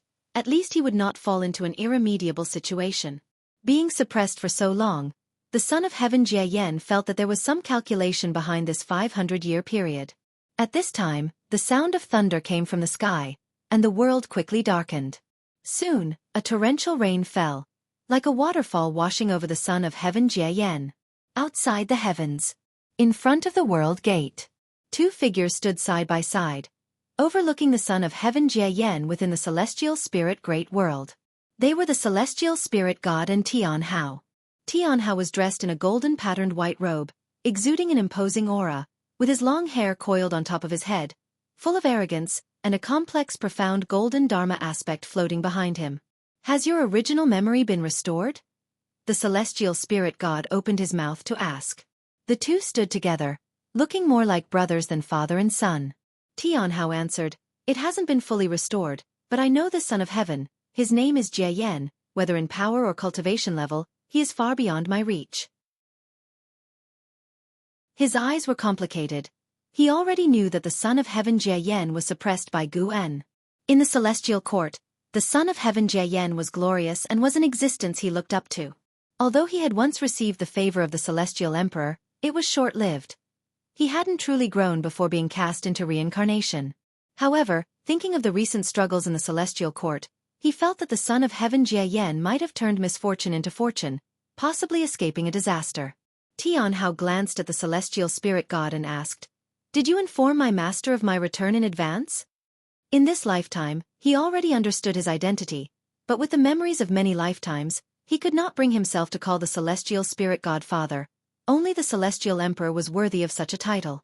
The celestial spirit god did not dare to hope for a father-son relationship, so he didn't mind his attitude.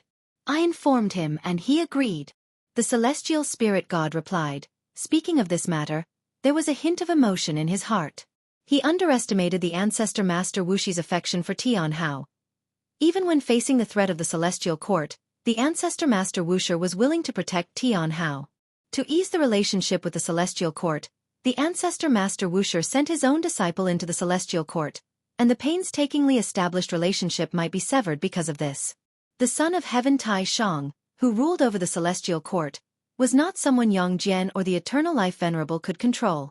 One could even say, whether the Eternal Life Venerable could persist in the presence of the Son of Heaven Tai Shang was still an unknown. Hearing the celestial spirit god's answer, Xianxia breathed a sigh of relief. Then both fell into silence. After a long while, the celestial spirit god took the initiative to speak. "Go to the human world to find a place to cultivate." "All right." Xianxia then disappeared from the spot. The celestial spirit god looked in the direction of the celestial spirit great world, a smile appearing on his face. Although the crisis pressure brought by the celestial court was immense, the people he cared about were right before him. This was happiness for him. On the other side, Guan was teaching Su Han to practice sword techniques within the Taoist field of the beginningless. The two stood in the peach blossom forest, where the sight of fallen peach blossoms scattered on the ground made for a vivid and beautiful scenery. Curiously, Su Han asked, "Ancestor, the 500-year period is approaching. If that Son of Heaven starts to bring calamity to the human world again, what should be done?"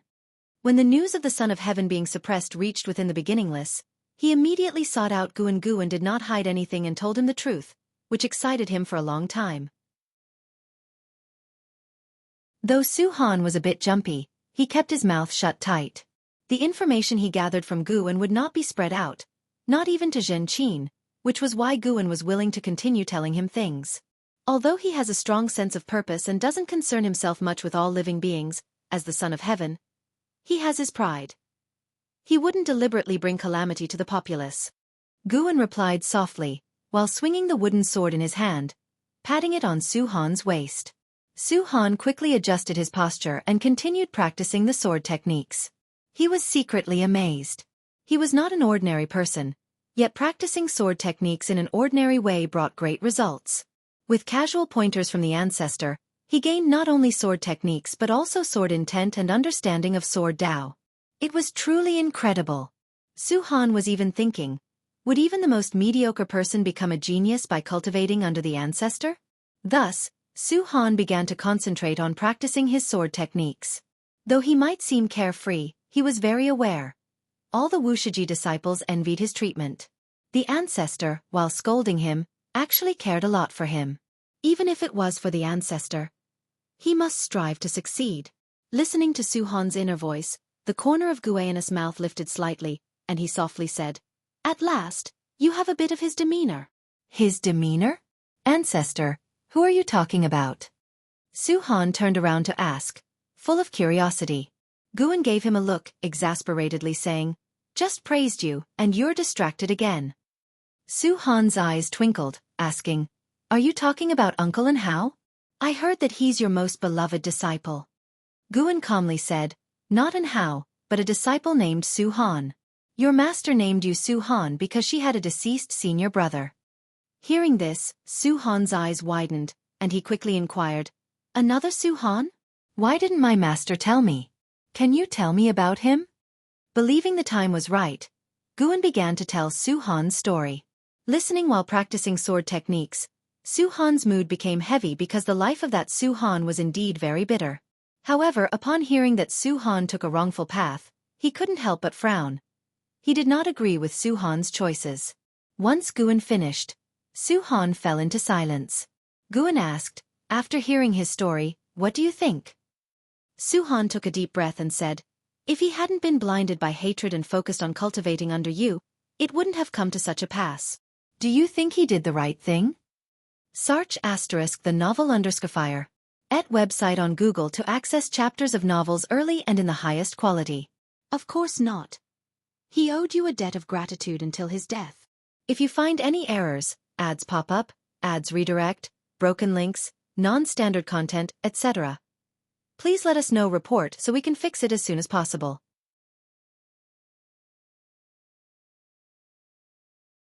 Chapter 839. The Path of the Celestial Emperor. Guan heard Su Han's words and couldn't help but shake his head with a smile. If this boy knew that the person he was criticizing was himself, what would his reaction be?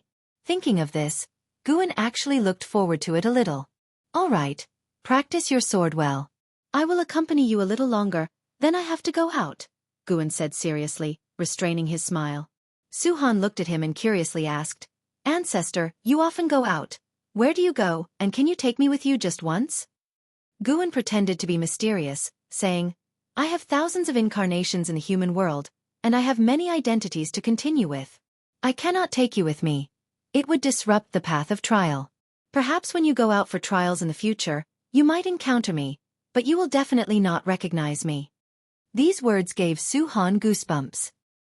He didn't doubt his ancestor's words and began to recall his past. Had he met his ancestor during his travels in the human world? He subconsciously looked up, just in time to meet Guan's meaningful gaze, and couldn't help but shiver.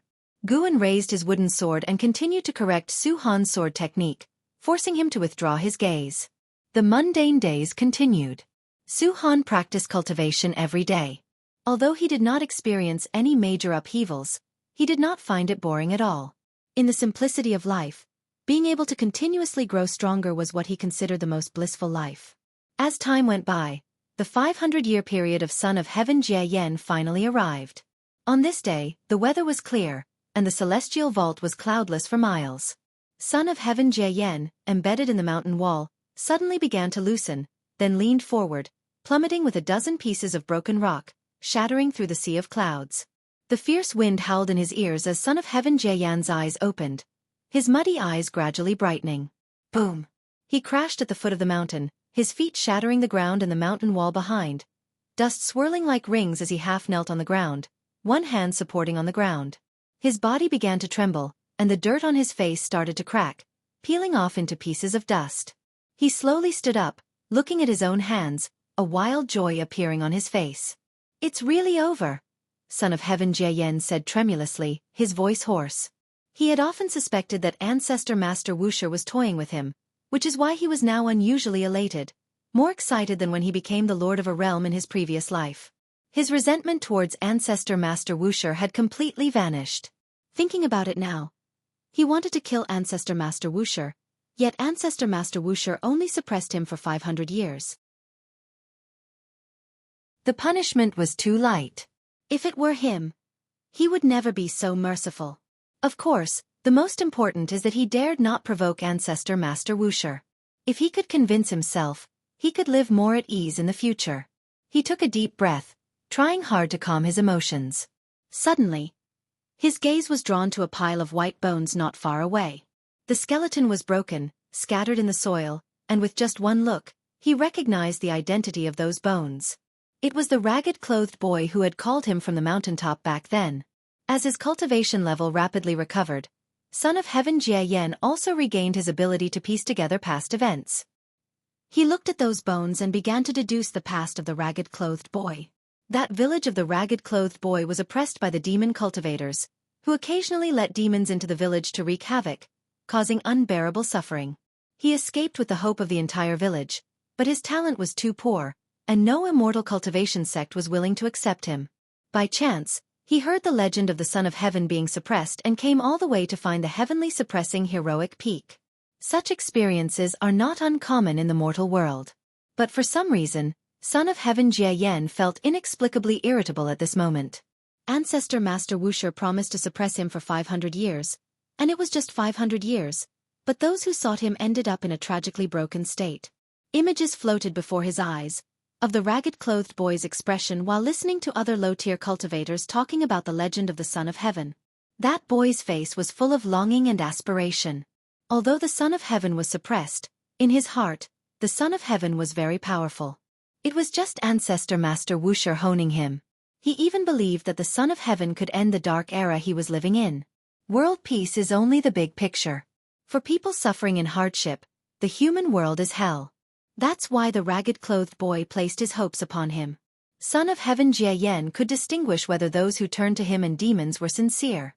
Rarely did anyone truly believe that he could bring a better future to this human world like the ragged-clothed boy did. "Have you gained anything over these 500 years?" A voice reached Son of Heaven Jiayan's ears, startling him to look around. His gaze focused on a giant rock to the south where a white-robed man stood, figure as firm as a peak, face blurry. Ancestor Master Wuxia.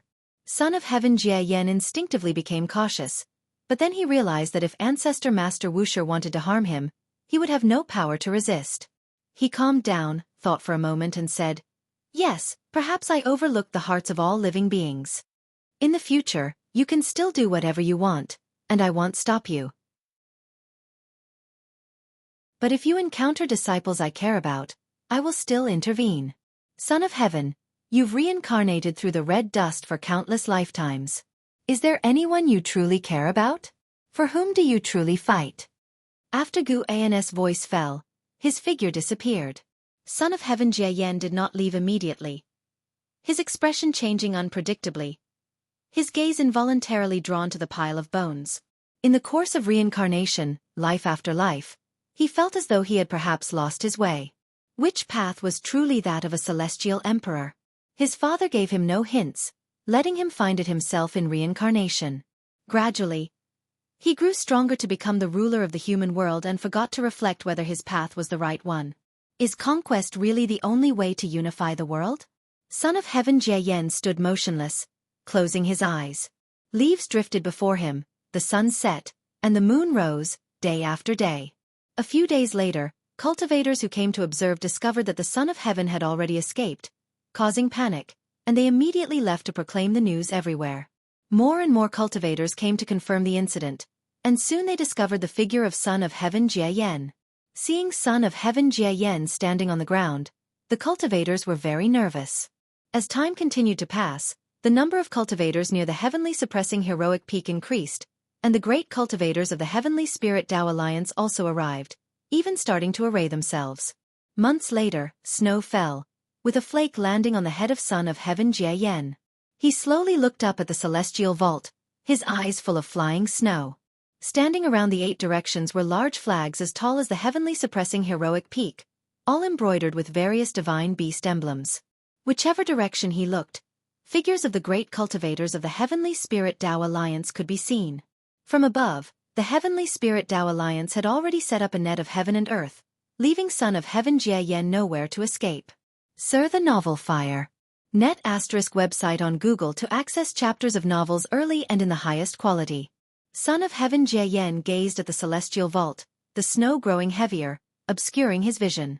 In each snowflake in his eyes were reflected scenes, the lives of different people, those he met in past and present lives, many only brief encounters.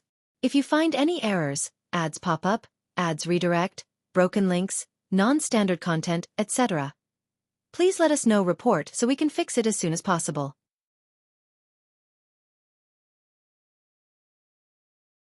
Chapter 840. No chance of winning. The news of the Son of Heaven's escape spread quickly, like a whirlwind sweeping across the land. As soon as the news reached Wuxia, Su Han went to find Guan, ancestor. I've heard that the Heavenly Spirit Tao Alliance has already surrounded the Son of Heaven. Yet, the sun doesn't leave the heavenly suppressing heroic peak. He stands at the foot of the mountain, covered by snow without moving an inch. What is he trying to do?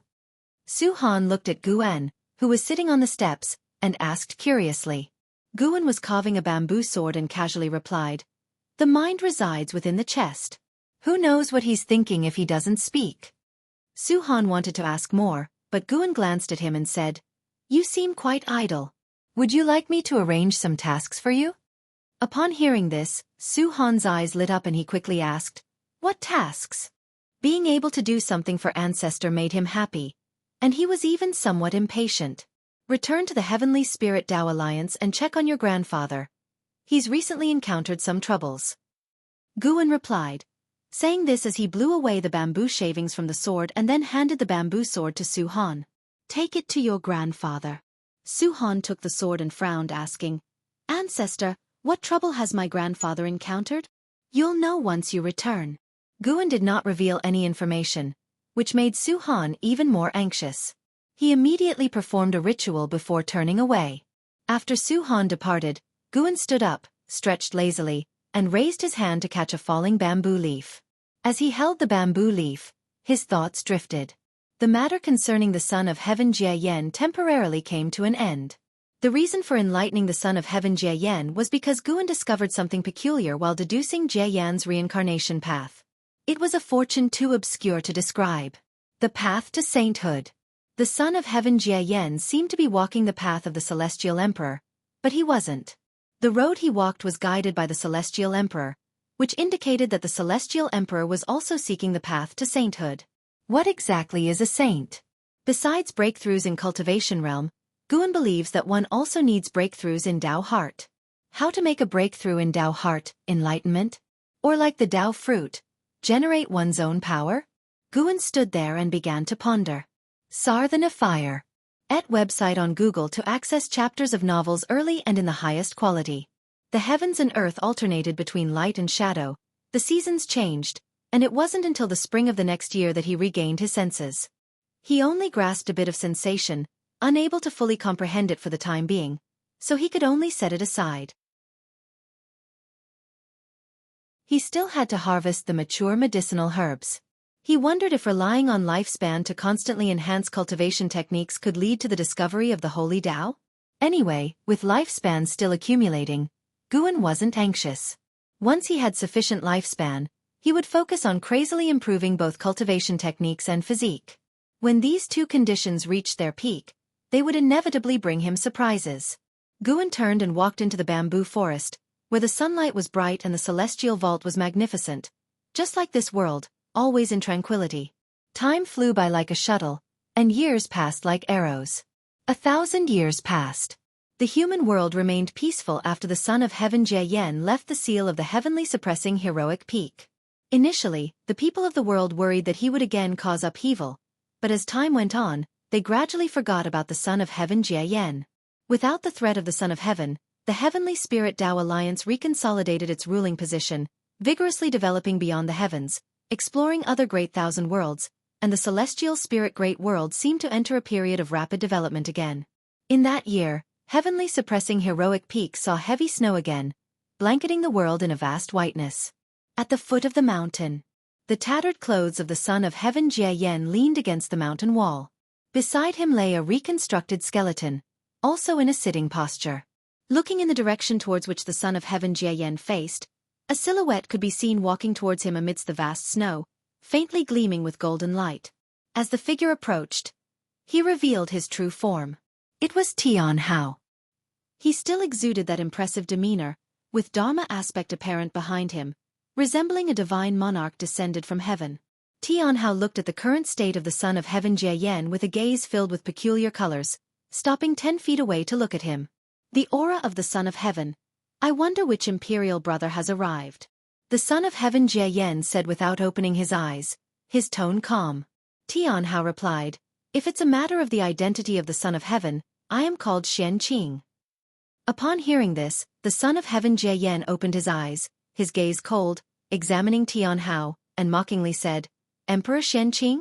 Can't recall how long ago it was when I heard the news that father, while training in the human world, also birthed another prince, a rare innate immortal god favored by the celestial Tao destiny.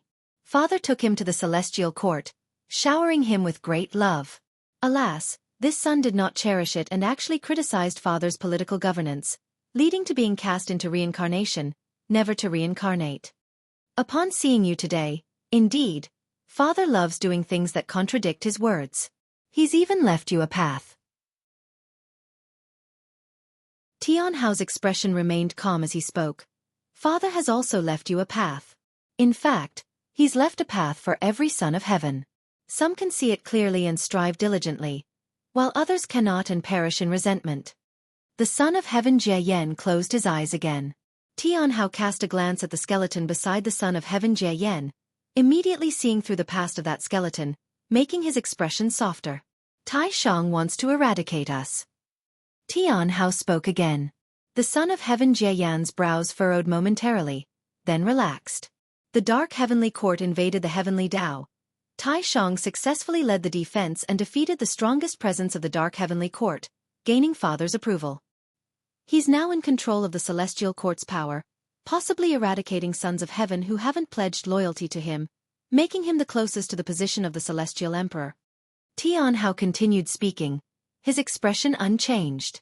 The son of heaven Jie Yan snorted coldly. Even those sons of heaven who pledge loyalty to him will be eradicated.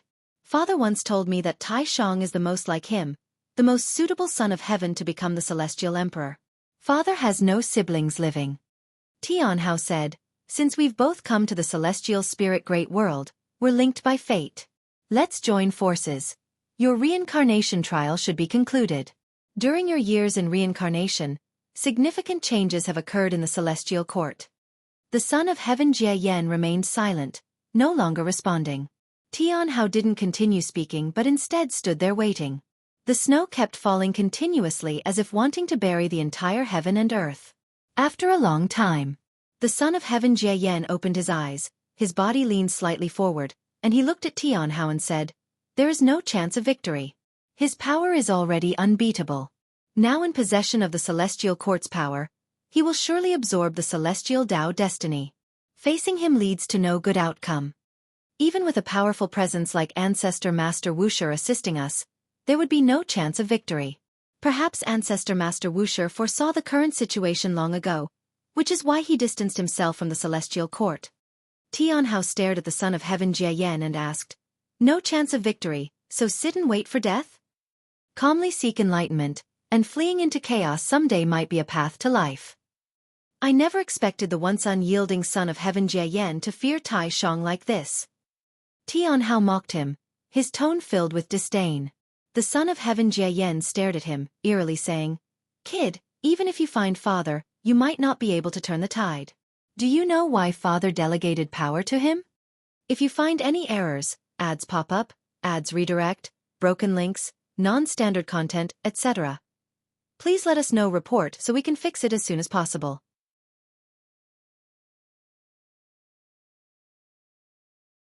Chapter 841.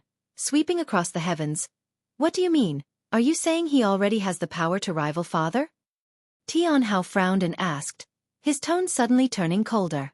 After regaining his memories, his feelings for the Celestial Emperor returned to their original state, filled with resentment and dissatisfaction, but undeniably, the Celestial Emperor was the most powerful existence in his heart. Even his master Guan could not compare. Guan secluded himself here, surely with some unspeakable secret. While the Celestial Emperor is high above, overlooking all beings, none can shake his dominion. Son of Heaven Jie Yen remained unfazed and replied, "You don't understand Father enough. Before Tai Shang, no Son of Heaven had wielded the power of the Celestial Court. If Father gets angry, even the Celestial Tao Venerable would be stripped of the immortal position, falling into the red dust would be minor, and in worse cases, both body and soul would perish." How could Tianhao not know the Celestial Emperor's dominance? After all, he too has fallen into the mortal realm. If not for encountering Master Guan, he felt he would still have to undergo countless reincarnations, not knowing where the end lies. There are not few sons of heaven like him. Within all heavens and myriad realms, many sons of heaven rise and fall, not to mention the errant immortal gods. The thought of the number of heavenly court immortals brings an immense pressure upon Tianhao. They not only have to face the Son of Heaven Tai Shang, but also the entirety of the Celestial Court's power. If Tai Shang truly has power not inferior to the Celestial Emperor, then they indeed have no chance of victory. The two fell into silence once more. Son of Heaven Jie Yen closed his eyes again, continuing his enlightenment. Tianhao turned around, preparing to leave, but just as he was halfway turned, he suddenly asked, "Are you staying here because of that mortal child?" "I am only contemplating the true path I should take. Since you and I are brothers, let me advise you, if you cannot resist Tai Shang, why not distance yourself from the Celestial Court, spend the remaining time on enlightenment, perhaps when you find your own road, you will see a path to life." Son of Heaven Jie Yen replied with his eyes closed, his tone more gentle than before. Tianhao gave him a meaningful look, then turned and left, heading back the way he came, soon disappearing into the vast white snow.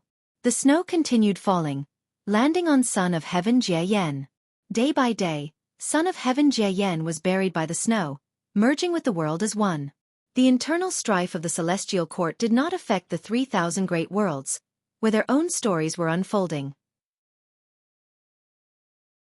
This year, a peerless genius emerged on the path of the great Tao, cultivating both as a Taoist emperor and a primordial Tao emperor. When the unbeaten emperor ancestor from the primordial emperor domain visited Guan, he mentioned this genius, saying that in his lifetime he had never seen such a formidable genius. Even in the primordial emperor domain, it was absolutely unprecedented in history. The two of them were having tea in an inn on the nine-spirit continent, and the unbeaten emperor ancestor was endlessly talking about that genius, while Guan listened with interest, like hearing a story. The nearby tables of guests were also drawn to the unbeaten emperor ancestor's words. The terms coming out of this old man's mouth sounded quite formidable. As for Guan, they were not too curious. Even if the nine-spirit continent was shrouded by a dojo, few had seen Guan's true appearance. Emperor Xian has already declared that he wants to challenge all the strong of the 3,000 great worlds, and then wage war on the primordial emperor domain, Misty Immortal Court, Ling Mountain, and other extraordinary domains. Truly arrogant, yet there are many forces that support him, and several emperor clans in the primordial emperor domain want to recruit him and absorb his bloodline. The unbeaten emperor ancestor clicked his tongue in amazement and looked at Guan, asking, "In the celestial spirit great world, is there anyone who can oppose him?" He wanted to ask about Wuxia disciple, but didn't want to be too direct. In his view, the celestial spirit great world was not strong. It was Wuxia who was strong. In terms of talent, indeed there are those who can outshine him, but if he arrives, no one will be able to stop him. Guan replied with a smile. He wasn't speaking frivolously, as this was something destined to happen. Emperor Xian was meant to become a legendary myth. The reason for his widespread conquests was because he had heard tales of his own legend. Unlike those tragic hero stories, Emperor Xian's life was smooth and successful. He would sweep through the heavens, sealing himself a god with supreme glory, becoming part of the immortal class. And in the era of Ji, legend has it that Emperor Xian ushered a brilliant golden age. Looking at it now, Guan saw even more. The reason for Emperor Xian's success was because he had an extraordinary existence supporting him. The son of Heaven Tai Shang, now the ruler of the celestial court. Indeed, Emperor Xian has grown up now. The unbeaten emperor ancestor remarked with admiration, and at the same time, he secretly respected Gu An's magnanimity. It was clear from Gu An's words that he was not planning to suppress Emperor Xian. The two continued their conversation, turning to the topic of the primordial emperor domain. Recently, the undefeated emperor clan was also facing troubles, and in the primordial emperor domain, there were many emperor clans. Since previously suffering a setback on the path of the Great Tao, the status of the undefeated emperor clan had been declining. His visit this time wasn't just to see the emperor clan staying in the celestial spirit great world, but more importantly to seek help. In the past tens of millions of years, he considered his performance fairly satisfactory, so he mustered the courage to come. After he finished speaking, Guan said, "I cannot help you directly, as that would violate the heavenly Tao. The current repercussions for the undefeated emperor clan result from your improper conduct, so this is a hardship you must endure. However, I can give you hope. Wait for several million more years, and I will grant the undefeated emperor clan a spot to ascend to immortality. But this spot has a threshold, and the person must satisfy me." Hearing the first half of Gu An's words, the unbeaten emperor ancestor felt despondent, but upon hearing the latter part, he became overjoyed. Ascend to immortality. Even in the primordial emperor domain, the pursuit of an immortal position is sought after. But the threshold of the celestial court is extremely high. At most, they can nominate a clansman to participate in the celestial army selection. Treading the heavenly ascension stairs is exceedingly difficult, nearly impossible. Suppressing his joy, the unbeaten emperor ancestor asked, "May I ask of which tier is the immortal position?" Guan replied, "At least a star monarch. As for the specific immortal position, it depends on one's own fortune." Star monarch. The unbeaten emperor ancestor's eyes widened, his breath becoming rapid. Once, a star monarch descended to the primordial emperor domain, and even ancient existences with higher cultivation levels than this star monarch were forced to kneel. That scene remains unforgettable to him. Heavenly court immortals are immortal, and this is their confidence when facing stronger forces. For immortal gods, cultivation level doesn't seem as important, such as the power of the celestial court. If the undefeated emperor clan were to bear a star monarch, it would truly soar to unprecedented heights, surpassing even its peak period. Their conversation aroused more curiosity among the surrounding people, who frequently glanced at Guan, discovering they couldn't see his true form, which surprised them secretly.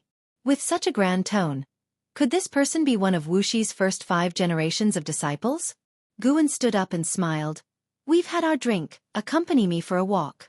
Together, see what the 9-spirit continent looks like now, and offer your insights."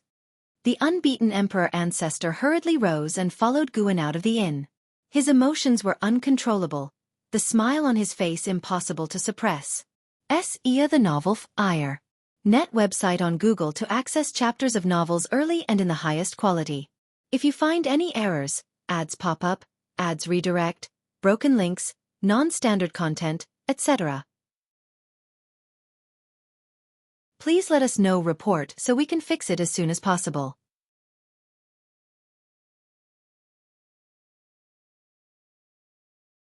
Chapter 842. Guan and the unbeaten emperor ancestor rode the clouds forward, admiring the scenery along the way. The unbeaten emperor ancestor praised everything about the 9-spirit continent. What if the person you choose is completely inclined towards the celestial court? Guan suddenly asked. The unbeaten emperor ancestor replied without hesitation, "Impossible, I would never choose such descendants." Walking from the inn to this place, he had already constructed a series of plans in his mind. After reclaiming his position as the heavenly court star-lord, his next target was the celestial court. He feared the power of the heavenly court immortals, craved the heavenly court immortals' authority, but would never forget his hatred. His wife and child died at the hands of the heavenly court immortals, and until now, he hasn't been able to avenge them. In the long years that passed, he almost gave up. Facing the unshakable celestial court, he had not a single chance for revenge, especially as the undefeated emperor clan passed down through generations. He dared not make a move against the heavenly court immortals. Back then, he submitted to Guan not just because he resented the celestial court but because living on was the only way to protect his family. Now, Guan offered him a chance as star monarch. He not only saw hope for the clan's prosperity but also the possibility of vengeance. Countless years have passed, and that celestial god must have climbed to an even higher immortal position. He wished to investigate from outside. It was almost impossible. If an associate could infiltrate the celestial court, it would be much easier. The undefeated emperor clan cannot seek vengeance against the immortals, but there must be strife among the immortals themselves. The seed of hatred sprouted once more in the unbeaten emperor ancestor's heart, and this time, it was not just anger, but unprecedented excitement. A hatred suppressed for countless years. Besides, he saw more. That was the relationship between Guan and the celestial court. Tens of millions of years ago, Guan clearly had an unknown conflict with the celestial court, but now, Guan could intervene in the immortal position, leading to many associations regarding Guan's true identity. Guan could perceive the psychological activities of the unbeaten emperor ancestor but did not point them out, only sighing inwardly. Even though the unbeaten emperor ancestor possessed the immortal emperor's eye, he could not see through the terrifying nature of the heavenly Tao. The human heart is fragile in the face of the heavenly Tao. After that, Guan spoke no more, shifting the topic to the cities along the way. Guan had his own considerations in wanting the undefeated emperor clan members to ascend to immortality, because he saw that the clan would give birth to a second pair of immortal emperor's eyes. Why the immortal emperor's eyes were dreaded by the celestial court, Guan still couldn't discern, because the cause and effect of the immortal emperor's eyes had been severed, leaving no trace within the celestial court. 8 million years later, the human world acquired a new visage, the son of heaven and earth, Tianyu, of the Heavenly Spirit Tao Alliance, fully matured. Although a profound Yuan-free immortal, he could challenge a Luotian-free immortal without defeat, shaking the universe. The name Tianyu spread throughout the land, even Qi Cultivation realm cultivators discussing his might. In the eyes of the world, Tianyu was already number one. However, the good times did not last long, as the celestial spirit Great World received an unexpected guest. It was none other than Emperor Xian, who combined the Taoist Emperor and Primordial Tao Emperor titles, arriving through the World Gate, with the celestial spirit god not obstructing him. If he infiltrated the celestial spirit Great World, he would be captured and exterminated by the celestial spirit god. Emperor Xian called out to the entire celestial spirit Great World, attracting all the great cultivators to battle in outer heaven. The Heavenly Spirit Tao Alliance, as the heavenly sovereign, naturally led but, unfortunately, news of consecutive defeats reached within the universe, causing all living beings great unease. If such a formidable existence was to invade the celestial spirit Great World, it would spell an apocalypse? In the summer of this year. Sarch * The Nell Fire. NT website on Google to access chapters of novels early and in the highest quality. At the foot of the heavenly suppressing heroic peak, the son of heaven Jianghu was meditating and cultivating, a skeleton still by his side. Just it became more natural than before, showing no signs of having been shattered, and was identical in posture to him. Now the human world no longer paid attention to him, including the Heavenly Spirit Tao Alliance, which, ever since Tianyu matured, completely ceased to surveil him. Boom! A deafening roar came from the sky. The son of heaven Jianghu looked up to see a golden rainbow light appeared in the celestial vault, akin to a dandelion in bloom, followed by a meteor wrapped in fiery flames streaking across the celestial vault, falling beyond the horizon. Master, what's happening in outer heaven? Why doesn't it settle down? A voice came from beside him, the talking skeleton, its voice identical to the cloth-clad youth back then. The son of heaven Jianghu replied, "It's just people in combat, don't worry, the heavens won't collapse." Is it that self-proclaimed Emperor Xian fighting? Yes. It's been so long, he hasn't been defeated yet? Master, will it be your turn to fight one day? You are the son of heaven, you must be the strongest in the world. If I was the strongest, I wouldn't be suppressed here. That Emperor Xian is indeed powerful. I can't defeat him, at most remain undefeated. The son of heaven Jianghu's response made the skeleton lift its head, seemingly surprised by this answer. Afterwards, the son of heaven Jianghu closed his eyes again and said, Alright, work hard in cultivation, and transform early. It'll take you to see the human world and help address your regrets. The skeleton murmured, I've died countless years ago, further regrets hold no meaning. The son of heaven Jie Yen did not respond, continuing with his cultivation. The battle outside continued. The celestial spirit Great World did not besiege Emperor Xian, since Emperor Xian sparred without taking his opponent's lives, preventing the heavenly spirit Tao alliance from acting recklessly. Yet as one renowned great cultivator after another was defeated, the heavenly spirit Tao alliance grew anxious. Would they truly let an outsider sweep the celestial spirit Great World? They had to call upon Guan Tianyu to take action. Guan Tianyu was indeed strong, giving Emperor Xian significant trouble. He was the longest-lasting opponent in this realm. Unfortunately, he ultimately succumbed. The Luotian free immortals of the heavenly spirit Tao alliance could no longer hold back and went into battle. The news of Guan Tianyu's defeat spread to the human world, causing an uproar. The campaigns of Emperor Xian were unending. Within years, he claimed 1,000 victories, showcasing an unmatched victory stance. In the dim cosmos, Emperor Xian stood proudly in the void, donning a silver battle armor, with 2 long sashes swirling about his waist and back. Behind the menacing helmet were 2 golden crescent moons hovering. His face was handsome, his gaze cold and indifferent, an inseparable air of arrogance exuding.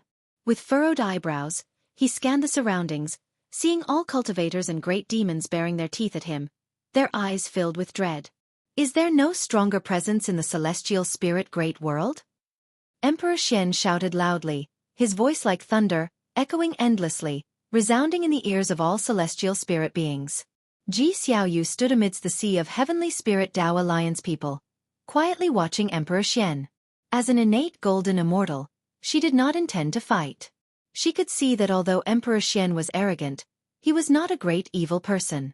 She did not wish to reveal her true power for the sake of such an individual. Why not? If you really think you're strong, go challenge Wuxia. The true powerful entities of the celestial spirit Great World are hidden within the beginningless. A middle-aged cultivator couldn't help himself, shouting angrily. Upon hearing this, the alliance hierarchs of the heavenly spirit Tao alliance all frowned, but many more living beings echoed his sentiment, using Wuxia to provoke Emperor Xian. If you find any errors, ads pop up, ads redirect, broken links, non-standard content, etc., please let us know. Report so we can fix it as soon as possible.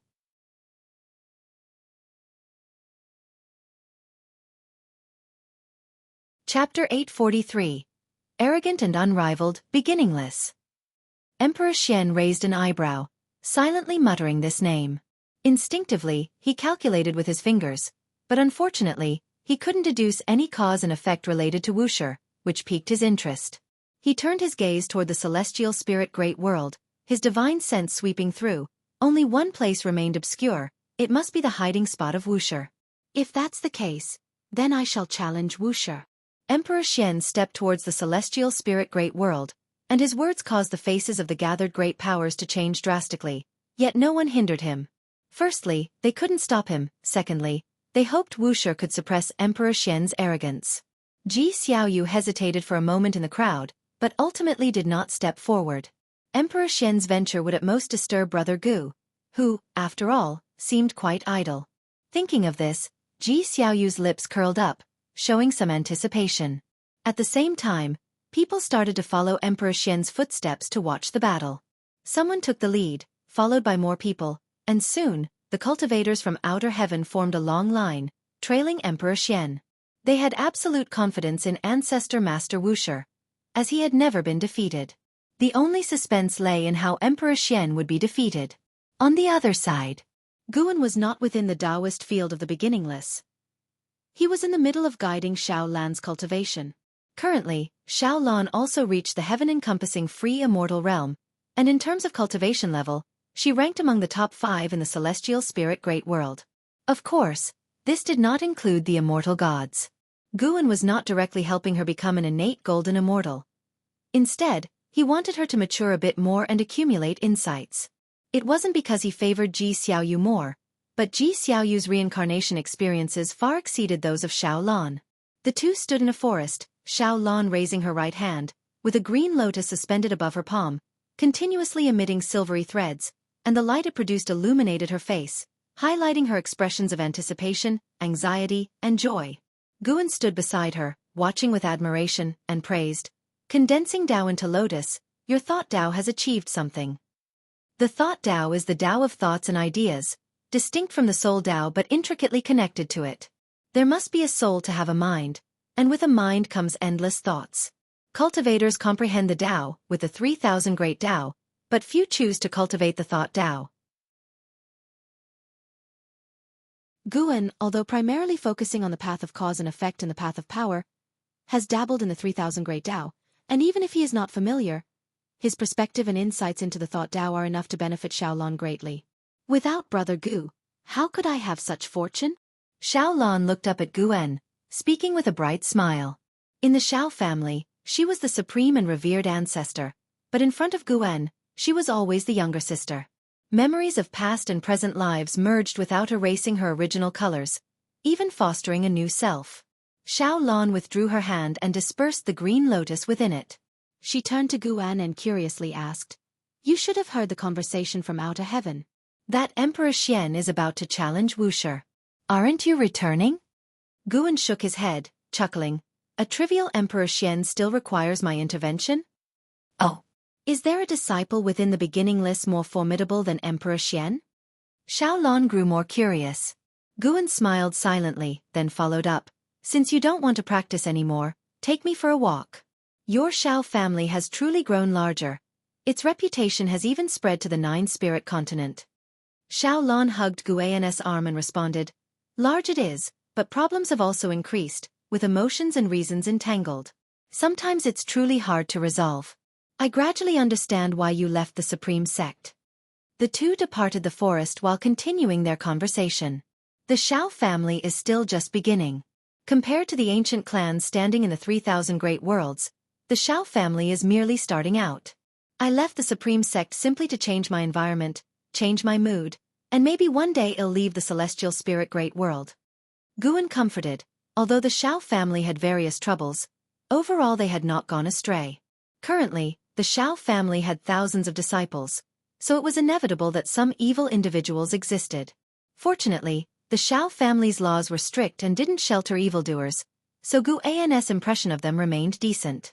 "If you leave the celestial spirit great world, then I'll follow you. I have already served the Xiao family well." Xiaolon spoke with a radiant smile, her tone filled with anticipation. She had traveled the path of the great Tao and knew that there was a vaster world beyond the heavens. Following Guan through the heavens would indeed be an unparalleled experience. Shooting stars streaked across the sky, a phenomenon of the great powers descending upon the mortal realm. Emperor Xian flew towards the 9-spirit continent, his divine sense enveloping the heavens and gaining a deeper understanding of the celestial spirit great world. Immortal gods, son of heaven, ancestor master Wuxia. This great thousand world is indeed fascinating. Emperor Xian's eyes burned with fighting spirit, eager for the upcoming battle. As he flew, he approached the vicinity of the 9-spirit continent.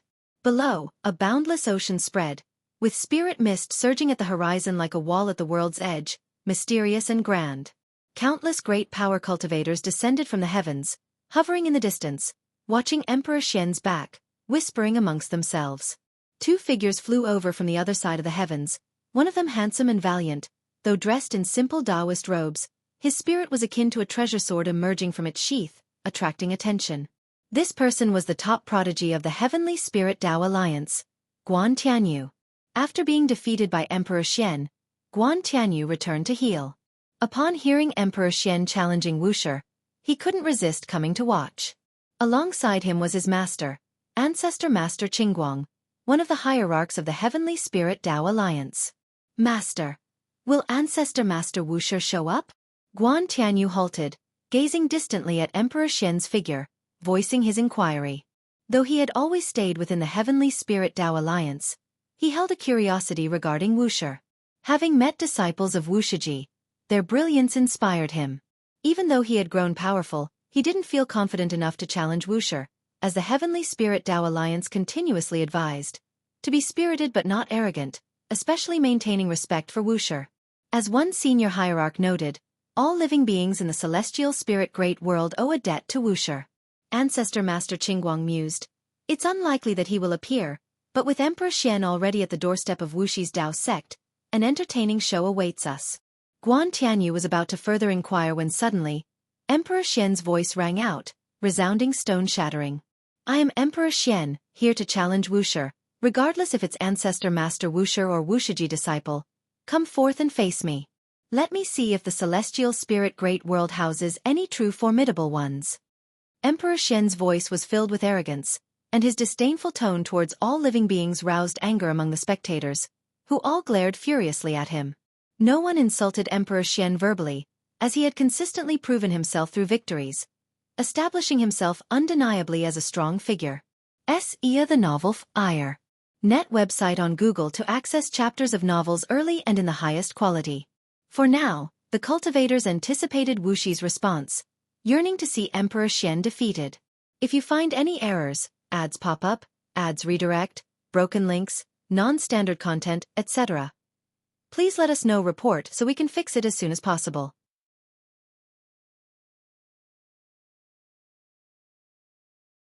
Chapter 844. Myriad dragons ascending to heaven. Emperor Xian's voice echoed throughout the nine-spirit continent, capturing the attention of all living beings within it. Years ago, the news of Emperor Xian challenging the celestial spirit great world had spread within the beginningless. Many were curious if Emperor Xian would eventually battle at the gates of the Wuxia sect, and to their surprise, he indeed came. This indicated that even the great cultivators of the celestial spirit great world couldn't stop him. Within the continent, those cultivators in seclusion came out one after another, and more living beings gathered in the direction from where the voice came. Emperor Xian stood proudly in the sky, his long scarf fluttering like a dragon. Behind his head, 2 golden crescent moons shimmered with dazzling golden light. With each flash, the 2 golden moons grew larger, and his aura intensified accordingly. The ocean began to surge, waves overlapping, thunderclouds gathered above, and faint thunder roared. The spirit mist surrounding the nine-spirit continent also started to surge violently, as if ready to sweep towards the celestial vault, shaking the skies. Guan Tianyu watched Emperor Xian's back with furrowed brows, sensing an incredibly terrifying aura, realizing Emperor Xian hadn't been serious with him. Could it be that this #1 prodigy under heaven is truly no match for the prodigies on the path of the great Tao? Guan Tianyu felt angry inside, not losing his fighting spirit, but thinking about how to win next time. As Emperor Xian's aura continued to rise, the rules of heaven and earth were affected, fierce winds arose, seas churned, and the heavenly spirit Tao alliance didn't just watch idly. They dispersed and formed a large array to prevent Emperor Xian's aura from affecting various regions of the human world. Emperor Xian's gaze was fixed on the nine-spirit continent, unable to penetrate the patch of spirit mist, making him anticipate the upcoming battle even more. He wasn't afraid of his opponent being too strong, only of the opponent not being strong enough. Currently, no one in the celestial spirit great world could satisfy him. As his gaze follows, a section of spirit mist on the edge of the nine-spirit continent began to contract inward, as if a door was slowly opening. More and more gazes and divine senses focused on that patch of spirit mist. As the spirit mist parted, a cliff was revealed. On the cliff stood countless cultivators, men and women, numbering in the thousands. The one at the front was in Zizai. Xianxia, Su Han, Duanli, Zhen Qin, and others stood behind in Zizai, with other disciples lined up behind them, all eyes locked on Emperor Xian. None of the Wuxiji disciples' faces showed fear, instead displaying expressions of mockery, curiosity, and indifference. The great cultivators in the realm were seeing so many Wuxiji disciples in one place for the first time. Each disciple possessed extraordinary grace, and their cultivation level was startling. Although many Wuxiji disciples were below the level of free immortal, there were also numerous Taoist Zongzizai immortals, profound Yuan free immortals, and even several heaven-encompassing free immortals. Sir the novel Fire. Net website on Google to access chapters of novels early and in the highest quality. The foundation of the beginningless was revealed all at once. Those long-lived beings noticed that no second-generation disciples appeared, sparking curiosity about the strength of the Wuxia sect. Thinking carefully, it had been many years since the second-generation disciples showed themselves. It's hard to imagine how strong they are now. Is that Emperor Xian? His aura is so strong. Senior brother, which master or uncle is willing to step in? Su Han stood alongside Nzazai, asking excitedly.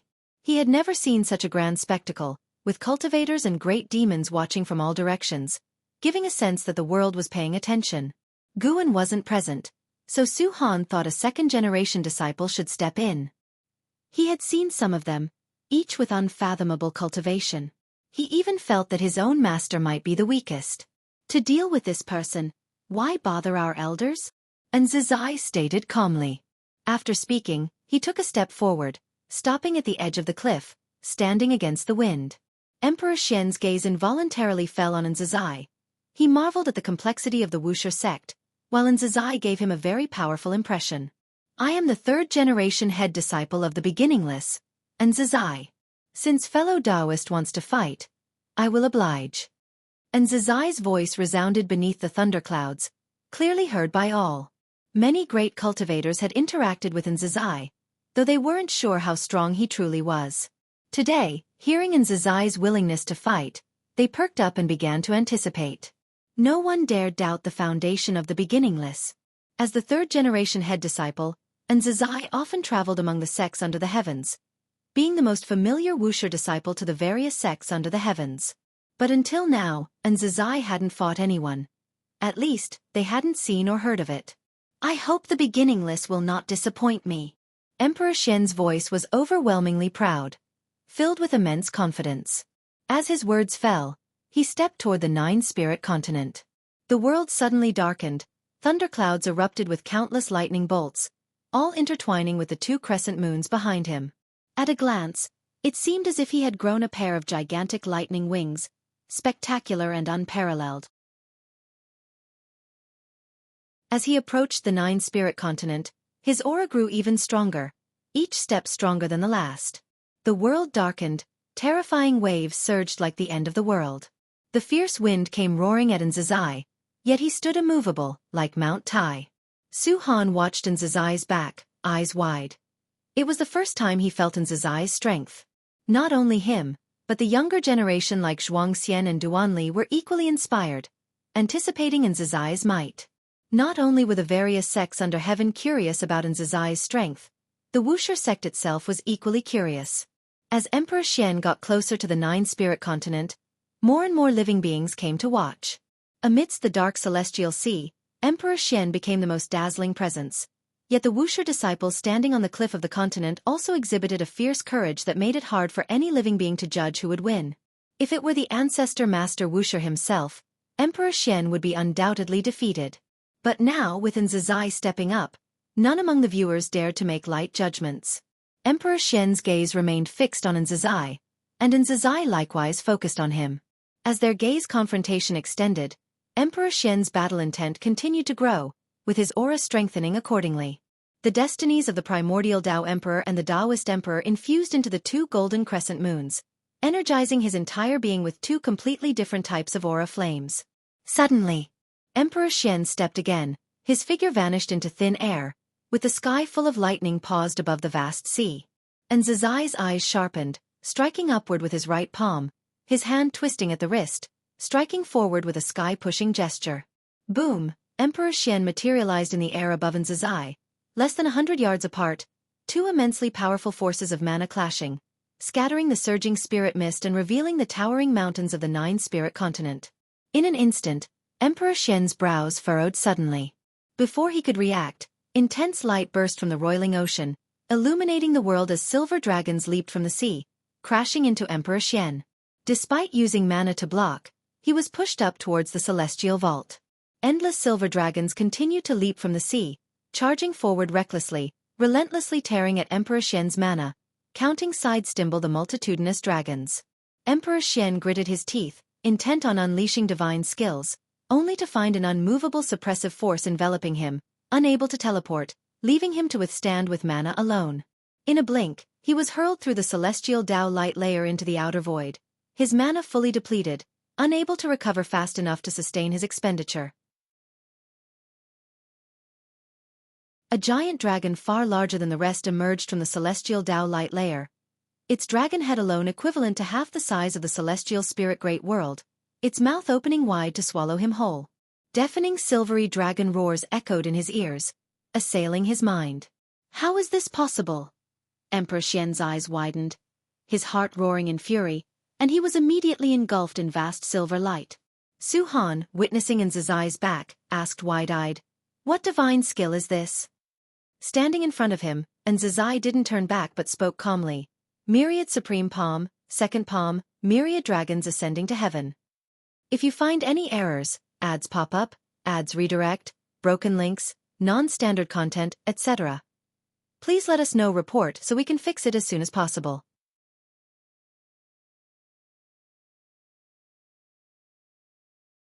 Chapter 845. The Change of the Future. Myriad Supreme Palm. The Second Palm. Myriad Dragons Ascending to Heaven. Su Han felt a surge of emotions upon hearing this. He had heard of the Myriad Supreme Palm, which was said to have been passed down from their ancestor to the eldest disciple. Nobody else within the beginningless knew it, and it was said that the ancestor once said that mastering the Myriad Supreme Palm allows one to be invincible across all heavens. There were many such claims. The beginningless had too many secret skills, so Su Han had never believed it before. But seeing it today, he believed and was even moved. He wanted to learn this skill. It wasn't just him. Other disciples of beginningless were also excitedly looking at the celestial vault. The silver light covering the sky robbed the world of color, while silver dragons continuously surged from the ocean before them, soaring upwards towards outer heaven. Myriad dragons ascending to heaven. The so-called dragons were dragon chi of the great Tao, constantly emerging and crashing into Emperor Xian, devouring his mana. The celestial Tao light layer of the celestial spirit great world was pierced through, with a silver light arc appearing from heaven to the depths of the universe, incredibly magnificent. That was the trace of the myriad dragons' sweep. Once the arc ceased to extend, Emperor Xian's aura weakened significantly. He flew out from the vast silver light, covered in blood, hair disheveled, in extreme disarray. The two golden crescents attached to his chest dimmed considerably. This scene was caught by countless great cultivators. After a brief silence, a commotion erupted among the great cultivators above the ocean. Such an overbearing divine skill. To solve Emperor Xian in just one move. What kind of cultivation level does this Nzai possess? Could it be the mythical innate golden immortal realm? CTH novel, F. Iyer. At website on Google to access chapters of novels early and in the highest quality. No, I can feel his aura is still within the heaven-encompassing free immortal realm, but he is the primordial Tao Emperor, carrying the destiny of both the primordial Tao Emperor and Taoist Emperor, yet unable to surpass the primordial Tao Emperor? Beginningless truly hides dragons and crouches tigers. Hearing the discussions all around, Ji Xiaoyu also had a look of surprise on her face. She knew the second-generation disciples of the beginningless were strong, and perhaps even hid innate golden immortals, but she didn't expect even the third-generation disciples to be this powerful. Indeed, that fellow, though lazy, became incredibly strong through daily cultivation together. Guan Tianyu was equally shocked. He had battled Emperor Xian, whose profoundness once filled him with despair. He never expected such a powerful Emperor Xian to be so easily defeated by Nzai. He had seen Nzai before when he visited the Heavenly Spirit Tao Alliance, and many alliance hierarchs had personally welcomed him. But at the time, he only marveled at the supreme status of beginningless, not thinking Nzai was particularly powerful. Now, as he gazed from afar, Nzai stood on the cliff edge of the Nine-Spirit Continent, facing the wild wind, a stance that gave him immense shock. Is this the beginningless?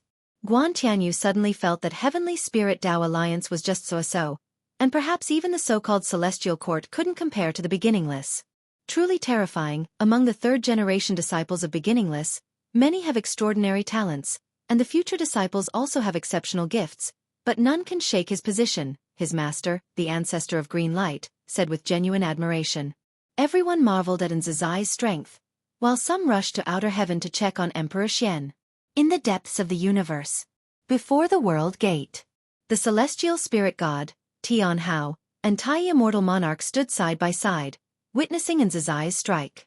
Myriad Supreme Palm, what powerful creation, those dragons are all the power of the great Tao, Tai immortal monarch praised. He had interacted with Nzai many times and had long realized this child was no ordinary, so today's display didn't surprise him too much. Tianhao's eyes were also full of admiration. This disciple of beginningless, surnamed N, was his sister and Xin's eldest disciple, and he naturally regarded him as his own. Upon returning, he wondered if he should teach Nzizai, but upon reconsideration, knowing Nzizai cultivated under their master, he would surely be outstanding. Indeed, the strength of the myriad supreme palm made even him want to learn it. The celestial spirit god spoke, "This Emperor Xian is not simple, with a cause and effect of the heavenly Tao behind him." Tai immortal monarch scoffed, "With such arrogance, he must have something to rely on." Elsewhere, Guan and Xiao Lan arrived at the Xiao family city, where Xiao Lan had also witnessed Nzizai's move. "Such an overbearing divine skill. Did you teach it?" Xiao Lan curiously asked.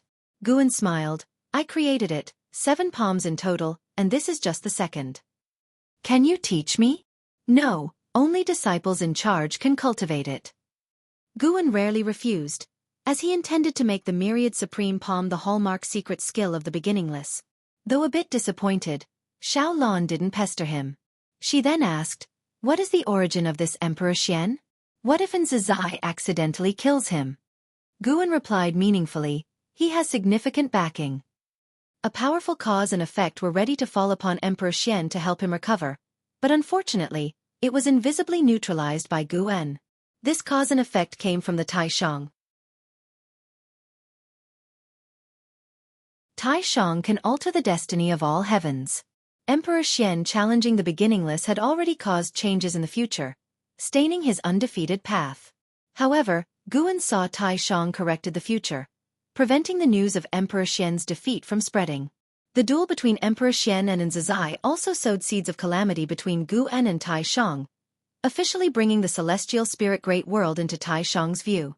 Guan was unfazed. Though Tai Shang was strong, the only true contender was the celestial emperor. Currently, Tai Shang is managing the celestial court, with many tasks requiring his attention, leaving him unable to focus on the celestial spirit great world. Emperor Xian was merely his pawn. However, sometimes pawns escape the chessboard. This Emperor Xian not only had extraordinary talent but also harbored immense ambition. The all heavens and myriad realms were like a prison, countless pieces looking up at Songtian, seeking not only the position of immortal gods but also the strongest throne of the celestial emperor. "Brother Gu, tell me about the geniuses from other great worlds. Are there any not inferior to Emperor Xian?" Xiao Lan suddenly asked, her face full of expectation. Although she now stayed with the Xiao family, she had always had the heart of a strong person. Had she not failed in achieving Taoist emperor, she wouldn't have chosen to settle. "Of course there are." Guan began to recount the geniuses he had observed. Emperor Xian was indeed formidable, but to call him the first of the heavenly Tao underestimated it. The heavenly Tao was vast, with countless great worlds and powerful domains, and geniuses were as numerous as stars in the sky. Guan occasionally observed other worlds, finding many talents catching his attention. In the days that followed, the news of Emperor Xian's crushing defeat by a third-generation disciple of the beginningless swept the world, and the name of Nzizai and the myriad supreme palm also spread to all cultivators' ears. On that day, Nzizai's answer to Su Han was heard by many great cultivators, spreading the name of the myriad supreme palm, with some even claiming it as the top secret skill in the celestial spirit, and for a time, Nzizai even gained renown as the world's #1. Meanwhile, the defeated Emperor Xian quietly retreated, and the Heavenly Spirit Tao Alliance did not trouble him. If you find any errors, ads pop up, ads redirect, broken links, non-standard content, etc., please let us know. Report so we can fix it as soon as possible.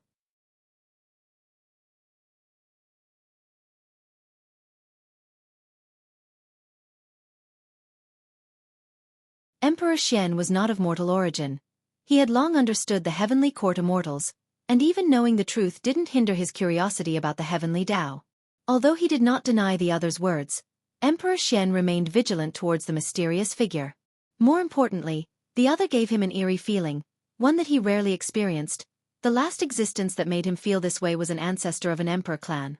Their coming was certainly not to persuade him to believe the Taoist emperor was the strongest. "Do you only respect the power of the Taoist emperor alone?" Emperor Xian asked, simultaneously secretly employing his cultivation technique to restore himself as much as possible, ready to escape at any moment. Regardless of whether he was injured, even in peak condition, he was afraid he couldn't defeat this person. The mysterious figure stood in the depths of darkness, unmoving, with eyes seemingly piercing through time and space, watching Emperor Xian. I came to find you because you are the most promising person on the Taoist Emperor's path. I am guided by the Taoist Emperor and will grant you greater power. However, you have just happened to be frustrated and waver in your Tao heart, which displeases me. Being defeated is not terrifying.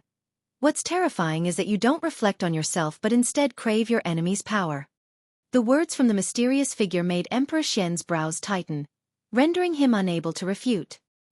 He believed the Taoist Emperor was inferior to the primordial Tao Emperor, simply because he felt Zai's primordial Tao Emperor was stronger?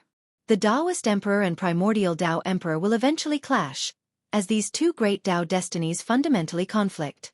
You'd better abandon the primordial Tao Emperor. Upon hearing this, Emperor Xian was immediately displeased. He coldly snorted, "What right do you have to interfere with my choice? I choose the Taoist Emperor, not to become a puppet of the Taoist Emperor. From your words, it seems the Taoist Emperor is no different from the celestial Tao immortal gods, only not as mighty as the heavenly Tao. I won't interfere with your choice. Just advise you. When the Taoist Emperor and primordial Tao Emperor wage war, destinies will devour each other. Having two destinies will cause backlash upon you, leading to your downfall. Whether choosing the Taoist Emperor or the primordial Tao Emperor, you need to plan early." The mysterious figure's reply made Emperor Xian calm down again. After a moment of silence, Emperor Xian asked, "Who exactly are you?" CTH Nelfer. Net website on Google to access chapters of novels early and in the highest quality. The mysterious figure suddenly raised a hand, and a terrifying blood wind rushed towards him, causing his eyes to widen, plunging him into a trance. Emperor Xian's pupils reflected a series of battle scenes, rapidly shifting, as blood-red Tao patterns gradually emerged on his forehead, like blades clashing. Not knowing how long had passed, Emperor Xian gradually came to his senses, his vision clear, as if waking from a dream, taking deep breaths while clenching his right hand over his chest. He looked down, discovering the residual strength from the myriad supreme palm had dissipated. His state had unexpectedly returned to its peak. Emperor Xian's gaze became complex. The recent memory truly let him understand what the Taoist Emperor was and why the Taoist Emperor was born. Since the Taoist Emperor has such origins, what about the primordial Tao Emperor? Emperor Xian gazed at the distant mysterious figure and asked in a deep tone. The primordial Tao Emperor was merely created by a cultivator without any mission. He hoped to strengthen himself with this destiny, and one day the Taoist Emperor will find the creator.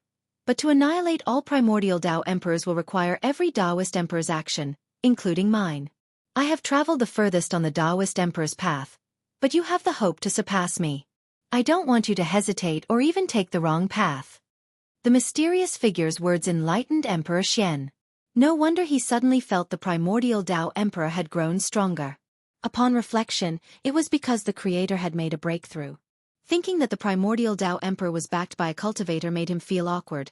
Just like he couldn't imagine the heavenly Tao was some entity's will, then wouldn't all living beings be mockeries of the existence behind the heavenly Tao?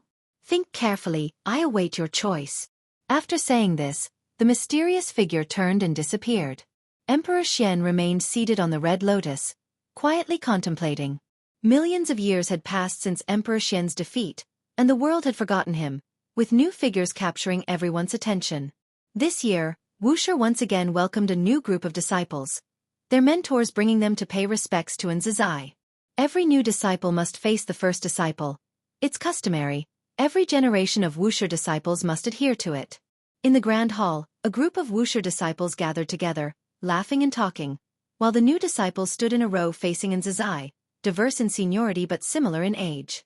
Their mentors weren't thinking much, all mutually complimenting each other's judgment. Zai surveyed these new disciples, his gaze suddenly resting on a black-clad youth among them. He narrowed his eyes, feeling inexplicably uneasy. If you find any errors, ads pop up, ads redirect, broken links, non-standard content, etc., please let us know. Report so we can fix it as soon as possible.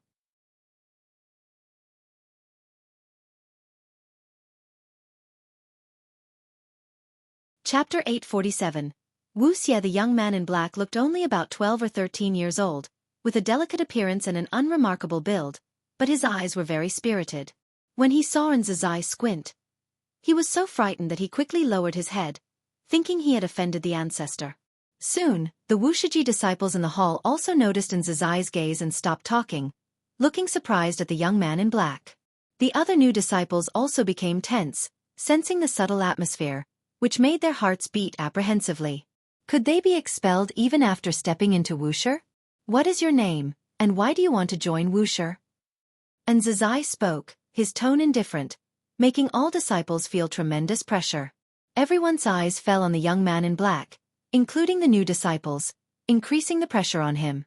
Cautiously he raised his head, faced with Zizai's gaze, and quickly lowered it again, trembling as he answered, "My name is Wuxia, born in Yang City. I've grown up listening to the legends of Wuxia, and I want to become a Wuxia disciple, someone like Ancestor Master Wuxia." Yang City is a city on the Nine-Spirit continent, not particularly prosperous but known nevertheless. And Zizai could naturally deduce Wuxia's background, but he wanted to hear what Wuxia had to say. From his origins, Wuxia appeared without any suspicious points, as if he naturally belonged to Wuxia. To this day, Wuxia recruits disciples from the Nine-Spirit continent, which is now filled with spiritual energy, producing beings with greater talent than the celestial spirit great world, similar to the past immortal dynasty. Beings on the Nine-Spirit continent aspire to become Wuxia disciples. Entering Wuxia sect is the highest honor. Even though the Nine-Spirit continent is harmonious, there are also conflicts in secret. If an aristocratic family produces a Wuxia disciple, the family's status will rise significantly. Wuxia is born into such a family, and both he and his family hope that he can become a Wuxia disciple. Fearful of possibly being rejected, Wuxia felt anxious and wished he could slap himself. Why did he stare at the ancestor just now? Meanwhile, he harbored a slight grievance, thinking he wasn't deliberately disrespectful, just overly excited. And Zizai's gaze was complex. Rationally, he knew Wuxia had no problems, yet Wuxia made him feel uncomfortable, an unease he couldn't explain. His thoughts inexplicably turned to words spoken by the ancestor many years ago, that Wuxia would give birth to a great calamity. Because of the ancestor's words, he set stricter standards for recruiting disciples, meeting each new disciple personally. And Zizai took a deep breath, aware that everyone was watching him, knowing he must remain composed. Henceforth, you are all Wuxia disciples. Remember, Wuxia disciples must not intervene in worldly affairs unless the world faces trouble. Brothers must not damage each other. If discovered, their cultivation level will be abolished and they will be cast into reincarnation. And Zizai said expressionlessly, shifting his gaze from Wuxia to all new disciples. Upon hearing this, a Wuxia disciple quickly said, "Hurry and kneel to thank the ancestor." SAR the Novel Fire, NE*T website on Google to access chapters of novels early and in the highest quality. The new disciples were overjoyed, kneeling to thank Zizai. And Zizai waved his sleeve, signaling for them to withdraw. The Wuxia disciples left with their apprentices, and soon only Zizai and a fourth-generation disciple remained in the hall. This fourth-generation disciple, named Hai Yuan, was Zizai's most capable junior, assisting him in managing Wuxia. Hai Yuan wore a blue Taoist robe, his hair black and white, and carried an elegant scholarly aura. He frowned at Zizai and asked, "Uncle, what problem does the disciple called Wuxia have?" It was the first time he had seen Zizai show such an attitude towards a new disciple. "Hai Yuan, remember when I spoke of the Wuxia calamity? I have an intuition that the disciple called Wuxia is that calamity. However, he currently hasn't committed any offense, so I can't punish him or expel him," and Zizai said with a complex tone. Hai Yuan had heard of this, originating from the ancestor's words, and believed it firmly. Hearing Zizai's judgment, he did not hesitate but seriously said, "Uncle, if it's difficult for you to handle, I can do it. I'll expel him." And Zizai glanced at him, unable to resist shaking his head and smiling. The nephew was very similar to Xianxia, except Xianxia only believed in justice, whereas Hai Yuan only believed in him. "Forget it, let's keep observing. If it's destined for Wuxia to have a calamity, driving him away will only lead to another appearing. Better we nurture him earnestly and see if we can overcome the celestial mandate spoken by the ancestor." And Zizai smiled, dispelling the earlier gloom, even showing a hint of anticipation. He had observed Wuxia's unparalleled talent, seemingly having a powerful physique as Dao Intent approached him, a gift unmatched by other new disciples. A disciple like him, if continuously monitored and well-trained, might become the foremost of the new generation in Wuxia. Hai Yuan heard this but did not agree. He felt the uncle underestimated human nature, but he couldn't say it outright. Hai Yuan secretly decided to closely monitor Wuxia, and if he displayed any inappropriate behavior, he would persuade the uncle to expel him from Wuxia. On the other hand, Wuxia had emerged from tense emotions, following his master and listening to his introductions about the peaks along the way. His eyes filled with longing. He had finally become a Wuxia disciple. He must not bring disgrace to his family and aims to become the greatest in Wuxia, even making the legendary ancestor Master Wuxia proud of him. Little did he know, the ancestor master he dreamed of was just hundreds of miles away. Guan sat by the lake fishing. Despite the growing number of Wuxia disciples, his aura was so ethereal that divine sense couldn't detect him unless approaching closely, allowing him peace. He too was observing Wuxia. Interesting, managing to extend to the dojo. Though the process was intricate, it's indeed resourceful. Guan murmured, a faint smile appearing. Wuxia posed no issue, but Wuxia's primordial ancestor did. When alive, the primordial ancestor was invaded by the great Tao destiny of the Taoist emperor, always lurking, later joining the nine-spirit continent and passing on this destiny. Long ago, Guan had noticed this but did not mind, even anticipating what might transpire. He did not resist the Taoist emperor, though unfortunately, the Taoist emperor disliked him.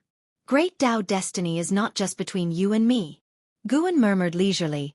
At that point, the fishing rod began moving, compelling him to sit up straight and start pulling the rod. After a tugging battle, he retrieved the rod, with a half-transparent goldfish hooked. It transformed from spiritual energy in the lake, possessing spiritual intelligence, unlike beings, and he called them lake spirits. The lake spirits struggled on the hook, and Guan removed and released it back into the lake before continuing to fish. If you find any errors, ads pop up, ads redirect, broken links, non-standard content, etc., please let us know. Report so we can fix it as soon as possible.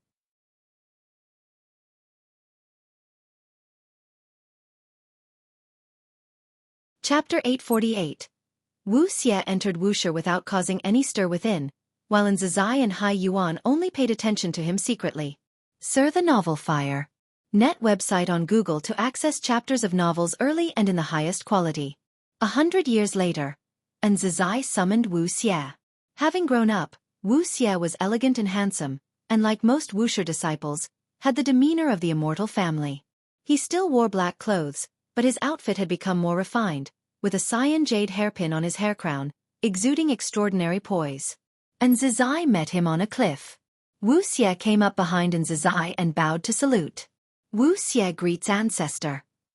Wuxia's tone was neither humble nor arrogant. Upon careful listening, one could hear a hint of flair in his voice. Since joining Wuxia, he had been cultivating and hadn't met Zizai again, but he couldn't forget the embarrassment when he first met Zizai. On the way here, he wondered why ancestor had summoned him. He couldn't understand but wasn't worried, because he was already a Wuxia disciple. His master and his master's master both regarded him highly.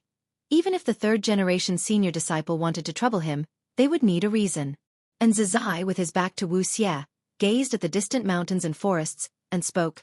Your talent is outstanding, and your comprehension is rare for a millennium. I will make an exception to teach you divine skills. What kind of divine skill do you want to learn? Upon hearing this, Wuxia's eyes lit up, and he immediately said, I want to learn the Myriad Supreme Palm. The Myriad Supreme Palm, which overwhelmed the Outer Heaven Emperor and gained fame throughout the land, was something Wuxia heard his family talk about in his youth. If he could join Wuxia, he must learn the Myriad Supreme Palm. The Myriad Supreme Palm can only be practiced by the Wuxia senior disciple. The so-called senior disciple is not every generation's senior disciple but the one who wields great power among them. As Zizai spoke, he turned to look at Wuxia. He examined Wuxia and asked, Do you think you can become the senior disciple? I will try hard. Since I am cultivating immortality, I have great ambitions. I don't want to live a lifetime of quiet cultivation. When Wuxia said this, his eyes were bright and fearless as he met Nzai's gaze, full of vigor, like a sharp sword drawn from its sheath. And Nzai had to admit that he liked Wuxia's sharpness because it was something other disciples did not possess, only seen in the world's #1 prodigy. But the thought of Wuxia using Wuxi's divine skills to cause chaos in the human world gave him some discomfort. Ancestor, I temporarily lack the qualifications to practice the myriad supreme palm. Why don't you decide? Whatever you teach I will learn. I'm not picky. I feel that only by mastering all divine skills and Taoist techniques can I reach the ancestor's realm. Wuxia said excitedly, mentioning the ancestor. He clenched his fists tightly. And Nzai nodded and said, then start with learning the escape skill first. Penetrating the essence of all things is seeing through all things, which will aid in your comprehension of heaven and earth. Thank you, ancestor. Wuxia saluted again. Thus, Wuxia began to follow Nzai in cultivation. This matter spread within Wuxia. The current generation of Wuxia disciples had been passed down for 26 generations, and although Wuxia was accepted by the 14th generation disciple, making his lineage relatively high, being specially cared for by Nzai was rare. Everyone could feel a new star rising, and Wuxia might become a representative figure of Wuxia. Since then, many disciples took the initiative to visit Wuxia, making his pride grow ever larger. 10,000 years passed in the blink of an eye. Wuxia had already become a genius disciple of Wuxia, and his fame even spread beyond the 9-spirit continent. On this day, Su Han came to the bamboo forest to visit Guan, talking about Wuxia. This Wuxia is truly extraordinary. After merely 10,000 years of cultivating immortality, he's already a divine thought true immortal. The key is his comprehension. He can learn any divine skill or spell just by seeing it once. It's simply absurd. Su Han said, standing in front of Guan, spreading his palms, his tone helpless. Once, he thought his talent was the highest, but after coming to Wuxia, he found geniuses abound, and some people's talents amazed him. Wuxia's sudden rise made him feel that the foundation of the 9-spirit continent and the celestial spirit great world aren't on the same level. Guan, who was reading a book, casually said, that's just because the divine skills he encountered were too low level. Some divine skills cannot be mastered just by seeing them once. I know, but facing most Taoist techniques with such comprehension is already very exaggerated. I heard the senior brother personally taught him. Ancestor, is there an arrangement of yours in this? Su Han asked curiously. He had a good relationship with Nzai, knowing Nzai's character. Since Nzai's disciples grew up, he stopped accepting disciples and wouldn't teach other disciples to cultivate. Wuxia was an exception. Everyone could feel that Nzai had high hopes for Wuxia, and Su Han thought the same. I am very busy and have no time to pay attention to these matters. Guan responded carelessly, then turned to a new page. Seeing his action, Su Han had many grievances he wanted to express but held back. Is Guan busy? Su Han used to think so, but after spending a lot of time with him, he truly felt that Ancestor was the most idle person. But it was precisely because he's the most idle that made his thoughts impossible to fathom. Su Han, if Wuxia faces a catastrophe and I cannot intervene, what would you do? Guan suddenly asked, his gaze never leaving the pages. Su Han, hearing this, was stunned. For he wouldn't think that Ancestor would ask meaningless questions. In an instant, he thought of many possibilities, and his mood sank abruptly. I am a Wuxia disciple. I must defend Wuxia even if it costs my life. Su Han said firmly. This was indeed his heartfelt sentiment. Guan could hear that he had already hypothesized numerous terrifying scenarios. Some assumptions even amused Guan. Guan glanced at him, smiled.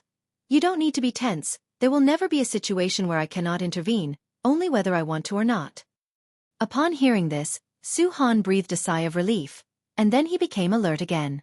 If Wuxia faced a catastrophe, would Ancestor have a situation of not wanting to intervene? If it were other disciples, they might not think this far, but his grandfather came from the Supreme Sect. He knew of Ancestor's past with the Supreme Sect, knowing the Ancestor once supported and later abandoned the Supreme Sect. Could it be that one day, Ancestor would abandon Wuxia? Guan listened to his inner voice, thinking he indeed dares to speculate. Actually, Guan had no intention of abandoning Wuxia, as he had personally established it.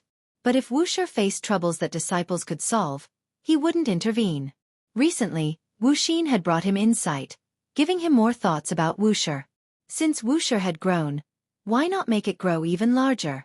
He wasn't aiming to compete, but just wanted to see if the Wuxia he founded differed from the various major sects of the heavens. 10,000 years from now, you take a group of Wuxia disciples to the path of the Great Tao for training. It's also an opportunity for your honing, Guan said softly. When Su Han heard this, his eyes immediately brightened. He had long wanted to venture onto the path of the Great Tao. If you find any errors, ads pop up, ads redirect, broken links, non-standard content, etc., please let us know. Report so we can fix it as soon as possible.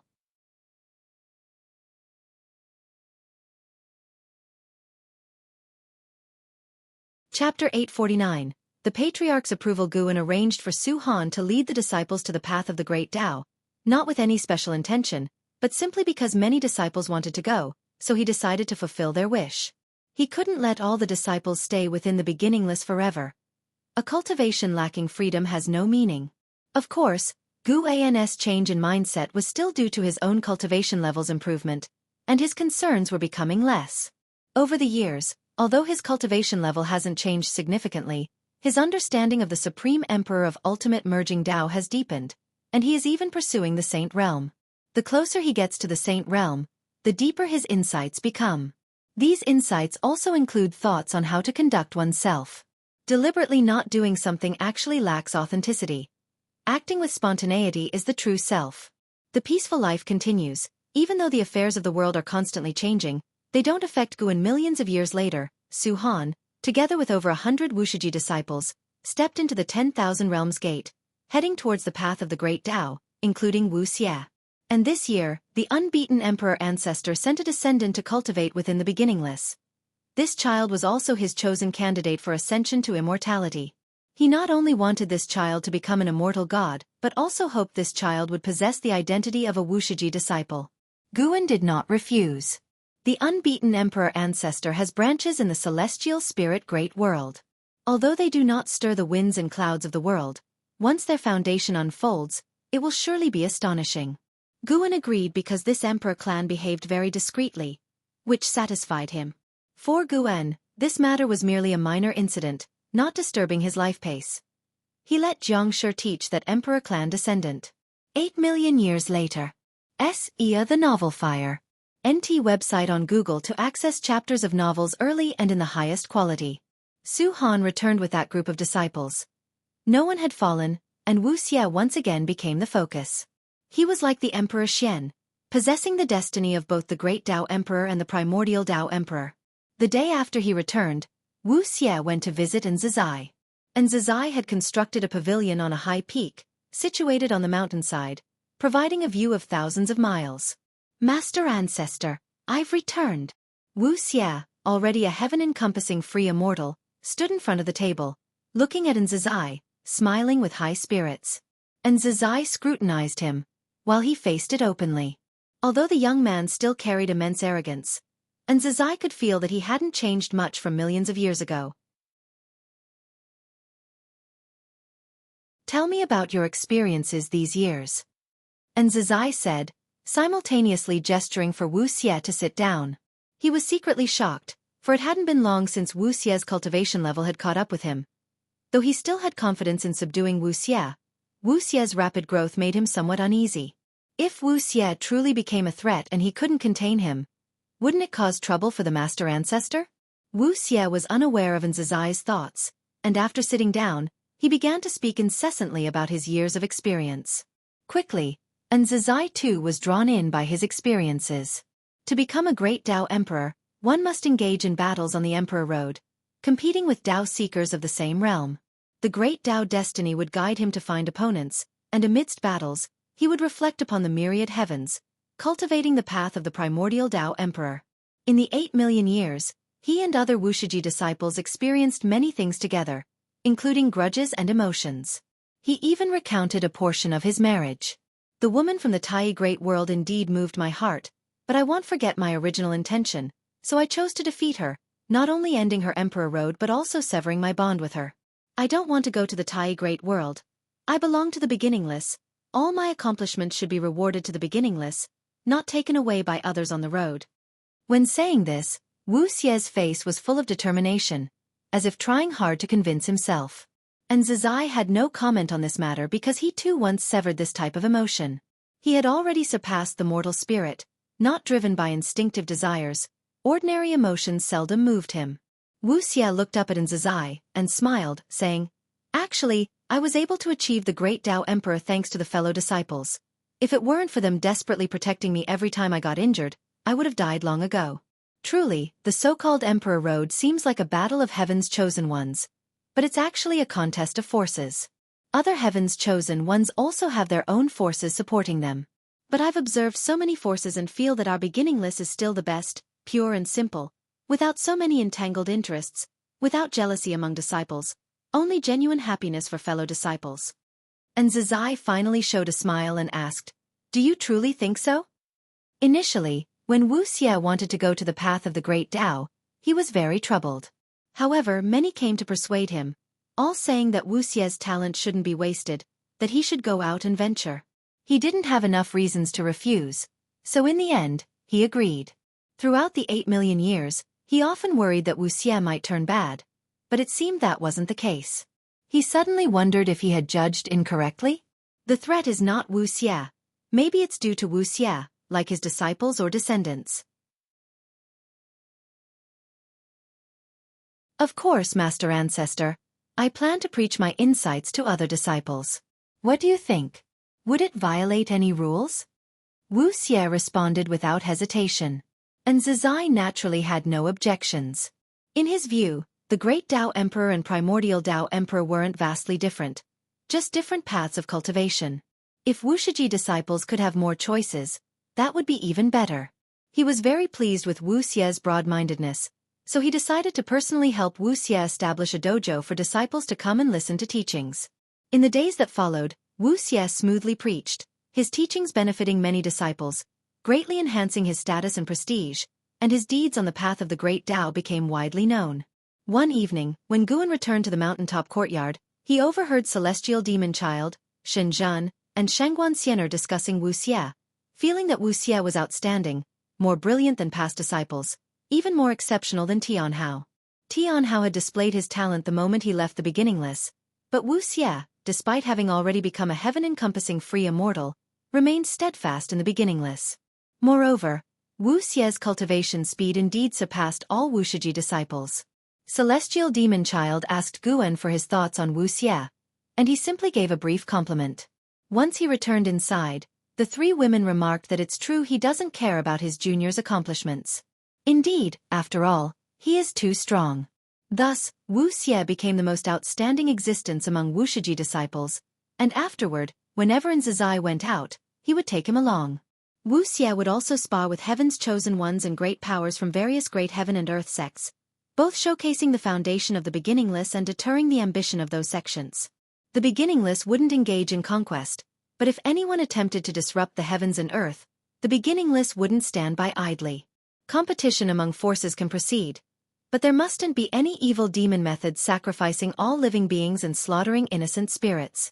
For Wuxia, life became glorious, yet he always felt regretful inside.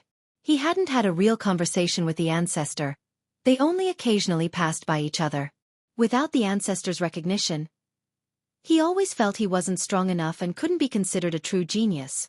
If you find any errors, ads pop up, ads redirect, broken links, non-standard content, etc., please let us know. Report so we can fix it as soon as possible.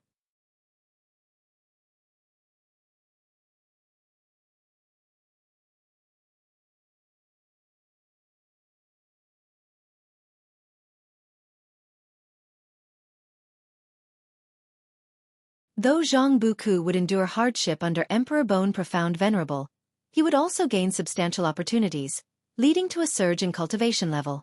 Even if Jianghu became tainted by the dark heavenly court's destiny, Guan knew ways to extricate him from the sea of suffering. Guan looked at Emperor Bone Profound Venerable, his sentiments starkly different from their previous encounter. During their last confrontation, though Emperor Bone Profound Venerable wasn't his match, now, everything about Emperor Bone Profound Venerable was apparent to him. He could dictate his fate and negate his past. When Emperor Bone Profound Venerable led the dark heavenly court against the celestial court, the celestial emperor likely felt similar. In chaos or the heavenly Tao, Emperor Bone Profound Venerable's strength was formidable, yet to Guan and the celestial emperor, he was akin to a mortal spirit. Guan pondered whether higher-level existences viewed him and the celestial emperor similarly. Currently, he didn't sense such power, but he would assume it existed. Such invisible pressure kept him grounded. Supreme Emperor of Ultimate Merging Tao wasn't enough for him.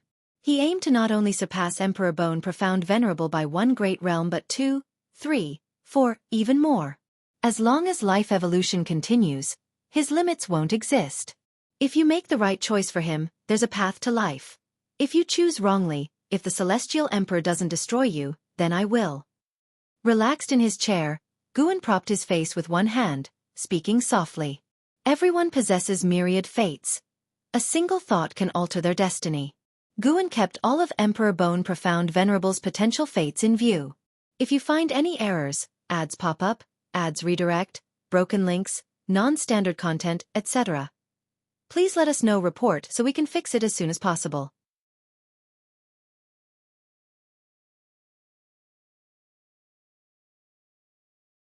Chapter 851.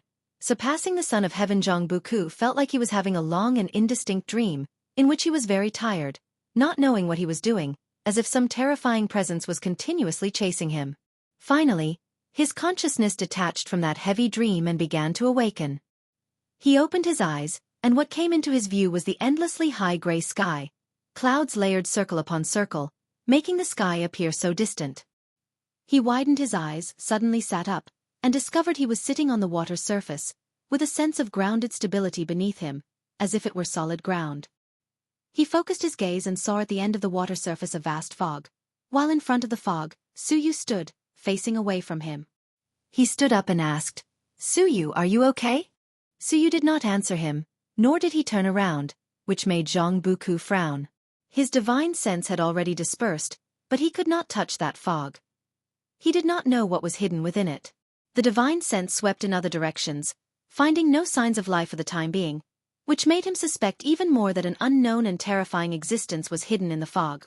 Seeing that Suyu was still not turning around, Jianghu hesitated for a moment before stepping forward. His divine sense could perceive Suyu's expression.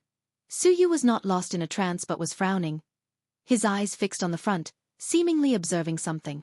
Jianghu came beside Suyu and asked softly, "What are you looking at? Why are you not answering me?" Suyu gazed ahead and said in a deep voice, "Standing here, do you think it will be bad? The real trouble is about to start, and we have nowhere to escape." Upon hearing this, Jianghu looked ahead. As he watched, he found the murky fog had become clear. Deep within the fog seemed to be a small mountain, atop which sat a mysterious figure, with a languid posture but exuding an overwhelming arrogance. Looking at this figure, Jianghu suddenly felt a strong urge to kneel in worship. He struggled to control this emotion, which made his whole body stiff.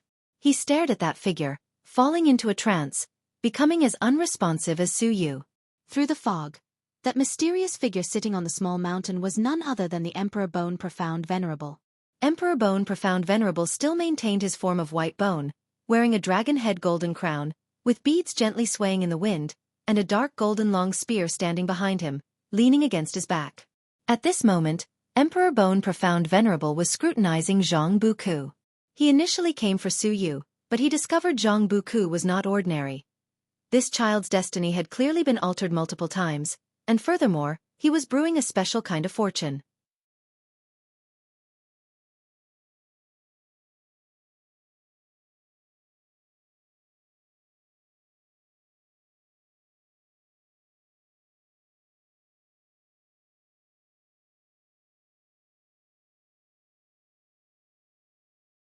Bravely he asked, "Ancestor, Wuxia hasn't done any great deeds, but he's now a genius representative among the disciples of the beginningless. Do you think you could grant him a Tao treasure?" The Tao treasures Guan gave them were exceptionally powerful. Outside, they had never encountered treasures stronger than Tao treasures. Tao treasures could not only facilitate combat but also help them cultivate and guide them in understanding the great Tao. Tao treasures have become the highest award within the beginningless. And Zizai had always known of Wuxia's desire for the ancestor's approval. He secretly wondered why the ancestor gave special care to Su Han and Duan Li, but never showed interest in a talent like Wuxia. Achieving the innate golden immortal is indeed impressive, and the Tao treasure within this cauldron was crafted for him. Guan replied. He neither particularly favored nor disliked Wuxia, and naturally wouldn't suppress him.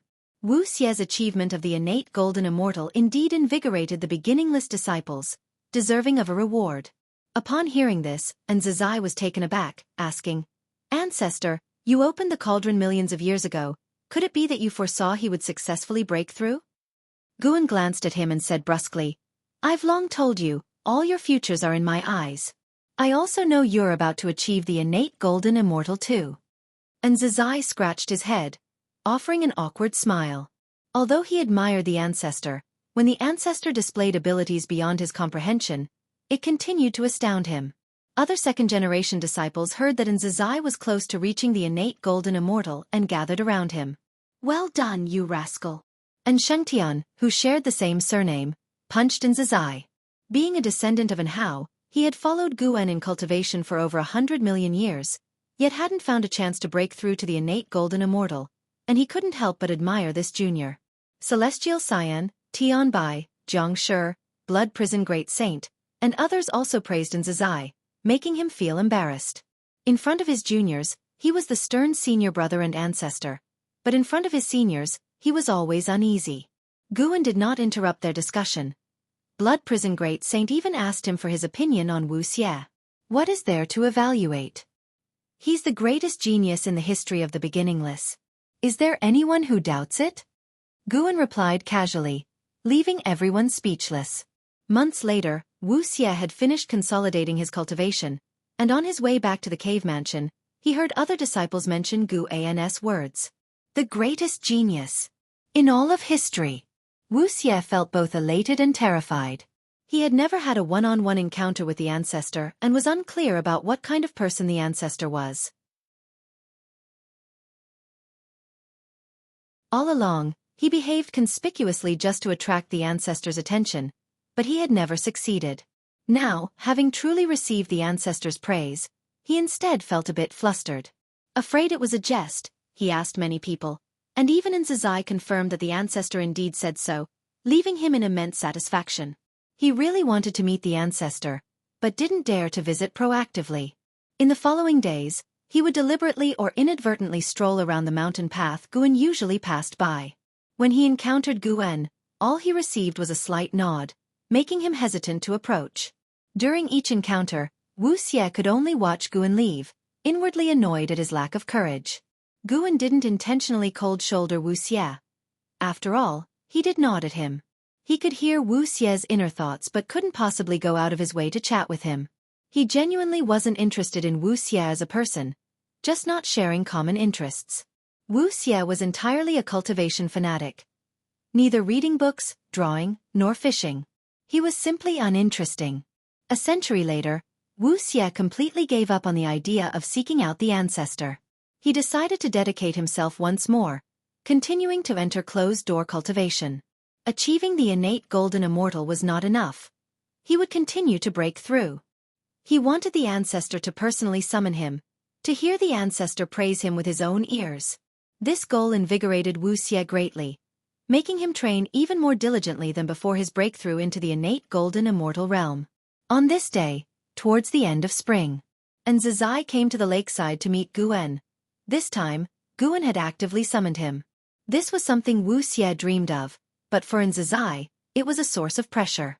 Guan rarely sought him out in this manner, so being called alone this time, something major must have happened. Sure enough, just after he finished bowing, he heard the first sentence from the ancestor which made his expression change hugely. The calamity of the 3,000 great worlds is here again. This time, it will affect the beginningless, unlike before. Hearing these words, Zizai wasn't surprised because the peaceful times had lasted too long, so any disturbance was understandable. Where does this calamity come from, and why will it affect the beginningless? Zizai hurriedly asked. Guan replied, this time the calamity originates from within the celestial court and involves the Son of Heaven. Tianhao is the reincarnation of the Son of Heaven and has already returned to the celestial spirit great world. If someone comes to seize him, do you think the beginning list can stand by indifferently? If you find any errors, ads pop up, ads redirect, broken links, non-standard content, etc., please let us know. Report so we can fix it as soon as possible.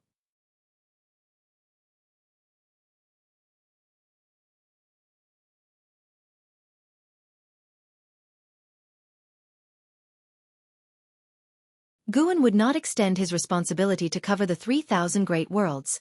Protecting the celestial spirit great world was sufficient. Great calamities are ordeals that all beings need to undergo. Life is not always smooth for every living creature, and Guan wanted to see how Wuxia would perform in this great calamity. Since the end of the power struggle among the sons of heaven, the number of Wuxia disciple had doubled, seemingly harmonious, but all under the guise of Wuxia's strength. Of course, for Guan, this great calamity also felt like a grand drama. Though the heavenly emperor acted against the 3,000 great worlds, he underestimated their essence. Little did he know, this conflict would exceed his expectations.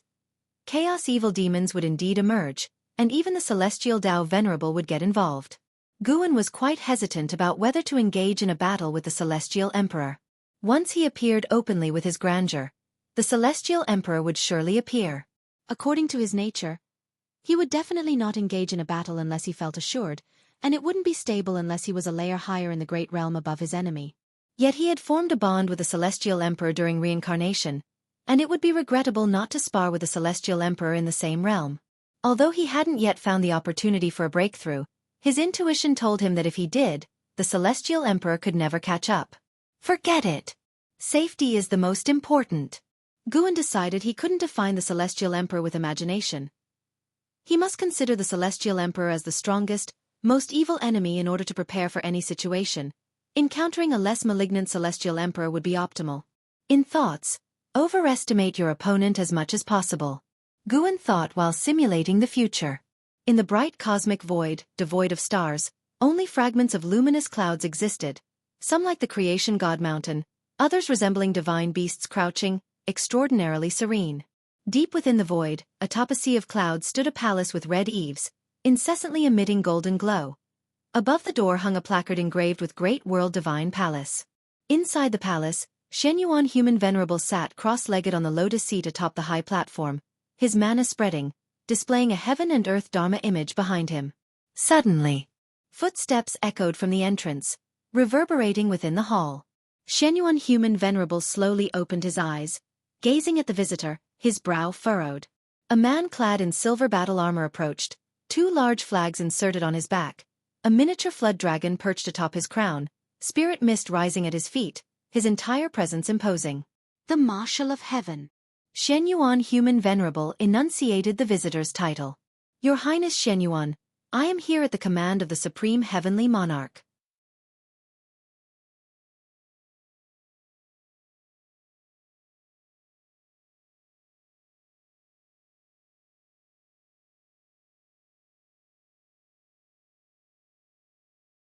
The time in the celestial court is different from that in the 3,000 great worlds. 7 million years is the time of the great thousand worlds, while not much time has passed in the celestial court. Among these immortal gods were 5 Dao Extreme Daluo immortals, who deliberately concealed their aura, but could not escape Guan's discerning eyes. This differed from the future Guan had previously seen. Since the Emperor Xian was defeated in the celestial spirit great world, the destiny of this calamity changed. Initially, only one Dao Extreme Daluo immortal was to lead the army, and even without action, the immortal god army was enough to sweep across the 3,000 great worlds. Guan pulled up his attribute panel to check. Name: Guan. Lifespan: 157,690, 703/49, 662, 347, 008, 512, 977. Physique: Creation Essence Body. Cultivation Level: Ultimate Merging Tao Venerable Emperor Realm Perfection. 4,900,000,000,000 years lifespan. Nearly 5 trillion years lifespan. It seems a lot, but it's still far from a breakthrough. Guan took nearly 22 trillion years of lifespan to break through to the ultimate merging Tao Venerable Emperor, and has not yet accumulated the same lifespan as before. Back then, He could obtain so much lifespan mainly by relying on the evil demons from the struggle for the Son of Heaven. Killing grants lifespan far faster than planting flowers and grass. However, Guan cannot wantonly kill, as he cannot get past the hurdle in his heart. But with the descent of immortal gods, Guan saw another opportunity. This descent of the immortal gods will evolve into a war between the human gods. Even forces beyond the 3,000 great worlds will intervene, with the dark heavenly court, eternal Tao extreme, and even the underworld seizing the opportunity. Guan will have many chances to seize lifespans. In Guan's eyes, the future is still changing, as various powers interfere in the calamity of the 3,000 great worlds, altering the catastrophe. The Heavenly Emperor still underestimated the power hidden within chaos and the celestial Tao. He intended to take the 3,000 great worlds as his knife, yet others seized the chance to conspire against him. As this evolution continues, it's only a matter of time before the Heavenly Emperor enters the stage, and by then, the situation will be uncontrollable. Guan can see such a fate, surely the Celestial Emperor can too, making him curious about the Celestial Emperor's perspective on all this. The path of the Great Tao. A continent floats in the dark void, on which stands an incomparably gigantic city, with countless beings coming and going, its radiance being the only source of light in the void.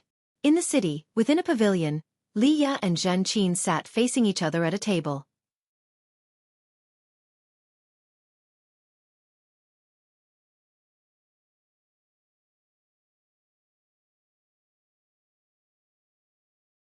Chapter 855. Before the great change until the moment they parted, Zhen Qin couldn't reveal the true situation of Wuxia, because Leah wasn't part of Wuxia yet. Naturally, she couldn't disclose all the details of Wuxia. She only needed to convey her master's intention.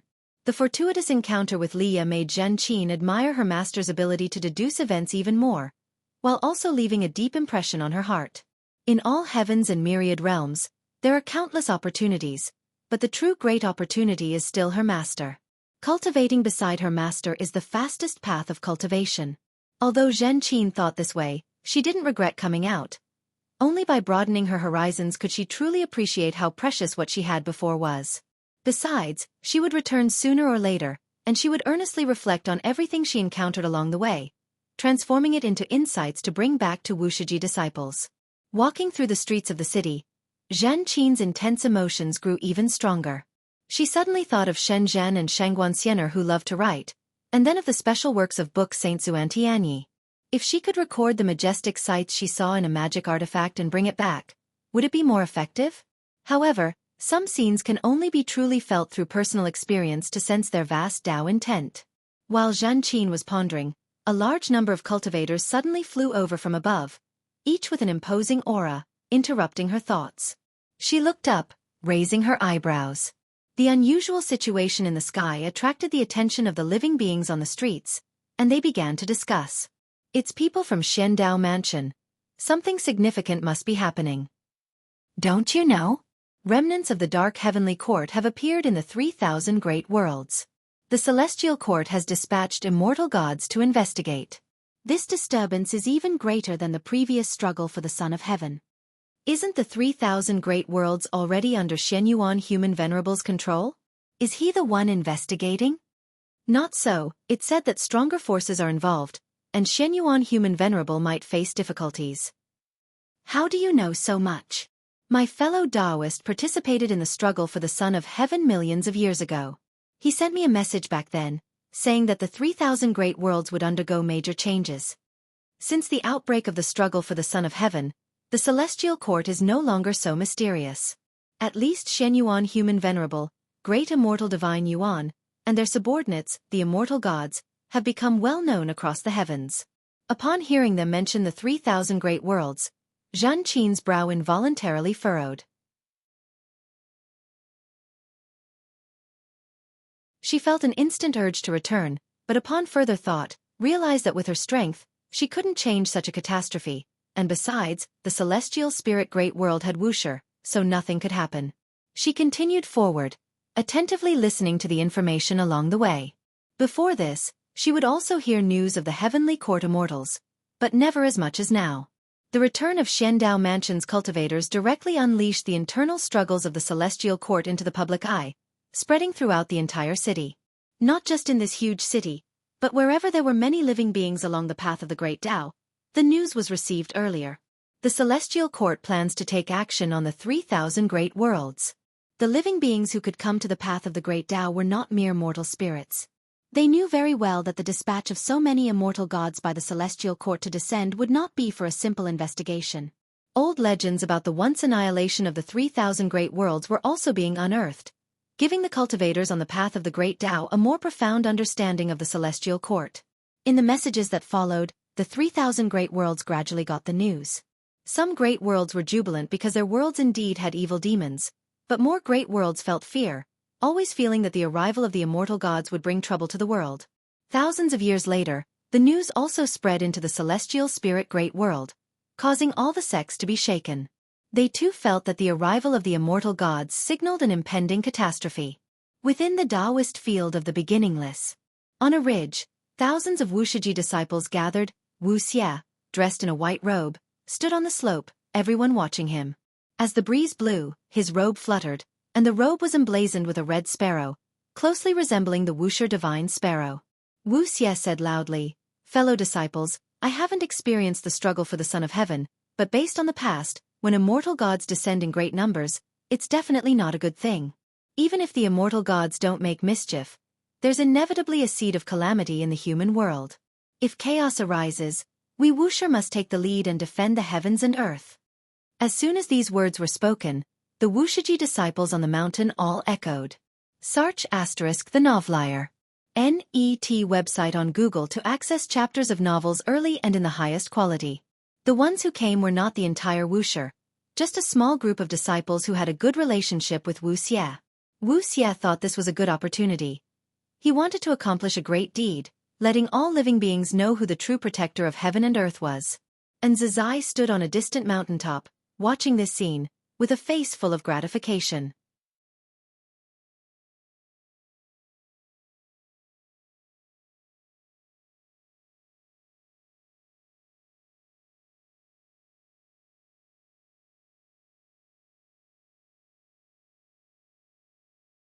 Chapter 856. Battle of Nine Extremes. It's quite lively outside. Xianxia turned his head to Guan, who was reading, and said. Besides Wuxia, other disciples were gathering in different places, making similar calls. The number of disciples in Wuxia now amounted to hundreds of thousands, not counting those out for training. With so many disciples, circles naturally formed based on the closeness of relationships. Wuxia could rally a group of disciples, and naturally, other disciples could do the same. Fighting within Wuxia was not forbidden. As long as it was healthy, without harming fellow disciples, external competition was allowed. Guan casually replied, "Let them mess around. They have yet to experience tribulations, treating calamities as a game." After tens of millions of years, most of the disciples within Wuxia had not experienced tribulations. Born on the nine-spirit continent, they had cultivated steadily until now. Although they spoke righteously about the arrival of the immortal gods, in reality, they only felt excitement, with no trace of worry. Challenging the immortal gods was something that filled them with fighting spirit. Xianxia smiled and followed. "I can already foresee the scene of the immortal gods descending. Although it's tragic, the fate seems vague, as if it could change at any moment, which means you might intervene." Though she hadn't yet achieved innate golden immortal, her long-term research on the way of cause and effect made her better at deducing fate than an innate golden immortal. Her achievements were due to not only Guan's Tao intense assistance, but also the power of the great cause and effect steal from the Emperor of Eternal Life. "We can't just let someone destroy our home, can we?" Guan replied softly. His answer surprised Xianxia a bit. She felt Guan had changed. In the past, even if he had plans in mind, he wouldn't directly speak out like this. Now he was more assertive. This indicated that his strength had grown again. Xianxia couldn't help but wonder if his frequent outings truly allowed him to gain insights from the red dust. Just then, Guan put down his book, looking towards the celestial vault. "What's wrong?" Xianxia asked curiously. Guan replied, "A great world has started rebelling against the immortal gods, and it's intense." Nine Extremes Great World. Among the 3,000 great worlds, one ranked in the top 10 in heritage. When the immortal gods descended, they didn't stop them, allowing them to search the great world. But as more and more living beings were exterminated, they couldn't sit still, thus initiating the first battle between human and gods. Before this, in the great worlds where the immortal gods had been, even if there was resistance, it was minor and couldn't form a scale.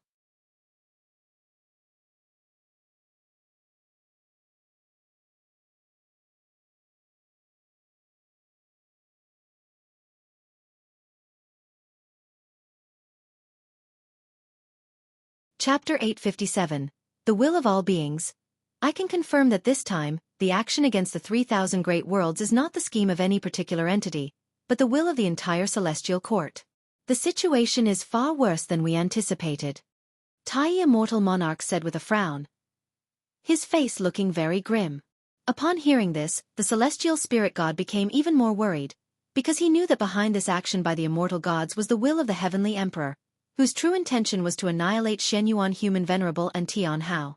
The world gate returned to normal, and the cultivators watching from afar dared not approach, leaving only the two immortal gods in silence. For a long time, Tai Immortal Monarch spoke, what we can do is defend the celestial spirit great world. Don't think too much about anything else, the more you think, the more chaotic your mind becomes. The celestial spirit god nodded and then bowed to Tai Immortal Monarch. Tai Immortal Monarch gave him a deep look, then disappeared from the spot. The celestial spirit god sat back down and continued his cultivation, his desire to become stronger now unprecedentedly intense. The years continued to pass. The sensational war of the 9 extremes great world eventually spread, reaching even into the celestial spirit great world, causing panic among all the sects in the world, but also conveying a certain power. Although the 9 extremes great world was defeated, the bravery it exhibited shocked all living beings. How could the immortal gods expect the mortal spirits to quietly accept death? That was never possible. A seed of rebellion against the immortal gods took root and began to sprout in the hearts of all beings. Great powers began to use their teachings to inspire all living beings to defend their own realms. The Heavenly Spirit Tao Alliance was one such example, starting to widely publicize the tragic situation of the 9 extremes great world, urging all beings to abandon fantasies and prepare for battle. Some questioned whether the 9 extremes great world truly harbored evil demons, but such voices were quickly drowned out. A long-standing peace lulled the celestial spirit great world into a state of confidence. No sect fell into despair, not even the most cautious Heavenly Spirit Tao Alliance, which still harbored a hint of hope. 3 million years passed. The immortal gods had still not descended upon the celestial spirit great world. The mass of living beings had already forgotten the shadow, yet the immortal cultivation realm remained tense. Led by the Great Thousand Worlds, they prepared to form a Great Thousand World Alliance to aid the Great World suffering devastation. The Heavenly Spirit Tao Alliance also agreed to join, reasoning that it was better to fight far from the celestial spirit great world than to have the enemy come knocking at their door. At noon, in the mountain viewing pavilion, Guan and Nzizai sat facing each other inside the pavilion, while Hai Yuan stood behind Nzizai, body tensed, posture somewhat stiff. The Heavenly Spirit Tao Alliance came to test me. I told them outright that you are no longer in the celestial spirit great world, and it's unknown when you'll return, to prevent them from placing all their hopes on you, Nzizai said earnestly. Ancestor Master Wuxia is the greatest backing of the celestial spirit great world. However, Ancestor Master Wuxia rarely shows himself. The sects of the world can't fathom Ancestor Master Wuxia's thoughts, so they dare not hope for his intervention. They had no choice but to visit Nzizai, hoping to get a definite answer from his mouth. Upon hearing that Ancestor Master Wuxia had already left, the sects began preparing for war in earnest. Guan was unaffected. He would act if he wished to act. Now, the will of all living beings could no longer influence him. Ancestor, will the Wuxia disciples participate in the Great Thousand World Alliance? Nzizai looked at Guan and asked softly. Guan spoke, Wuxia's responsibility is to guard the celestial spirit great world, not the 3,000 great worlds. Otherwise, this responsibility will grow ever larger, potentially leading to opposition with the celestial court. The more disciples there are, the more chaotic people's hearts become. Wuxia is too vast. Sometimes you too will find yourself dragged along by circumstances. Nzizai nodded in deep agreement. In the past, he was not fond of Wuxia but had to cultivate him as too many disciples petitioned for Wuxia. Guan glanced at Hai Yuan, standing behind Nzizai, and smiled. "Why don't you sit? Why are you standing?" As a fourth-generation disciple, Guan naturally remembered Hai Yuan, serving as Nzai's right-hand man. His flaw was being too inflexible, treating people and matters the same, even maintaining conventional etiquette in front of him. "Ancestor, I'm fine standing," Hai Yuan answered awkwardly, his expression becoming embarrassed, not daring to meet Guan's gaze. Guan chuckled and didn't persuade him further. Then, Nzai talked about the situation of the sects worldwide, worrying that some sects might take advantage of this calamity to strike at the Heavenly Spirit Tao Alliance, causing more disasters. Guan gave no response, avoiding revealing any destiny. Thereafter, he only listened, without speaking. Nzai also tried to gauge his ancestor's attitude, but he couldn't discern any information from his ancestor's expression or gaze. An hour later, Nzai stood up and left, with Hai Yuan following closely. Only when the two were far away did Hai Yuan finally relax. Guan did not leave the mountain viewing pavilion immediately. He beckoned with a hand, and the Wuxia divine sparrow flew over, landing on the table. At this moment, another person appeared. Second-generation disciple L.V. Xian. S.E. the novel, F.I.R.At website on Google to access chapters of novels early and in the highest quality. Not long ago, L.V. Xian had just achieved the rank of innate golden immortal, consolidating his reputation as a genius. Recently, his fame in the dojo had surged. "Master, I want to venture out. What do you think?" L.V. Xian sat down boldly at the table and asked excitedly. He had been in seclusion previously, but after hearing about the fights in the Nine Extremes Great World, his entire fighting spirit was ignited, and he wanted to challenge the immortal gods. Guan looked at him and said, "This is not a child's play. If you die out there, I will not save you. The sharpness of the celestial court is something I must avoid unless it is unavoidable." L.V. Xian laughed. "Don't worry, I won't act recklessly.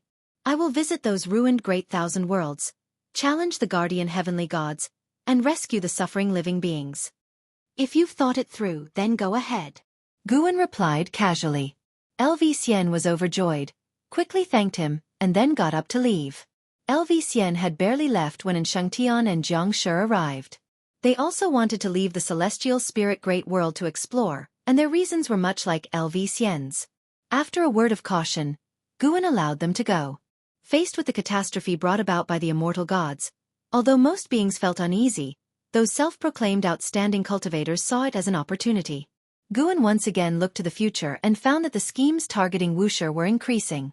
Those great thousand worlds ravaged by the immortal gods were being invaded by another force, the Dark Heavenly Court. They guided the surviving beings to harbor hatred for the celestial court, expanding their own power.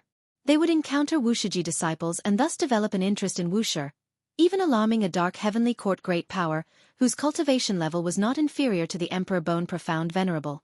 The great powers had yet to conceive thoughts of targeting Wuxia, but Guan had already foreseen the trajectory of events after the convergence of causality. Simultaneously, life expectancy predictions continuously popped up as his future enemies. Since Guan broke through, his karmic enemies had increasingly diminished, except recently they had grown. As he awaited visits from other disciples, Guan began searching for a suitable battlefield. He was preparing to harvest lifespans. The immortal gods, being immortal, couldn't grant him lifespans, but there were quite a few beings who, out of fear, pledged themselves to the immortal gods. Furthermore, the Dark Heavenly Court would attract endless evil demons. If you find any errors, ads pop up, ads redirect, broken links, non-standard content, etc.,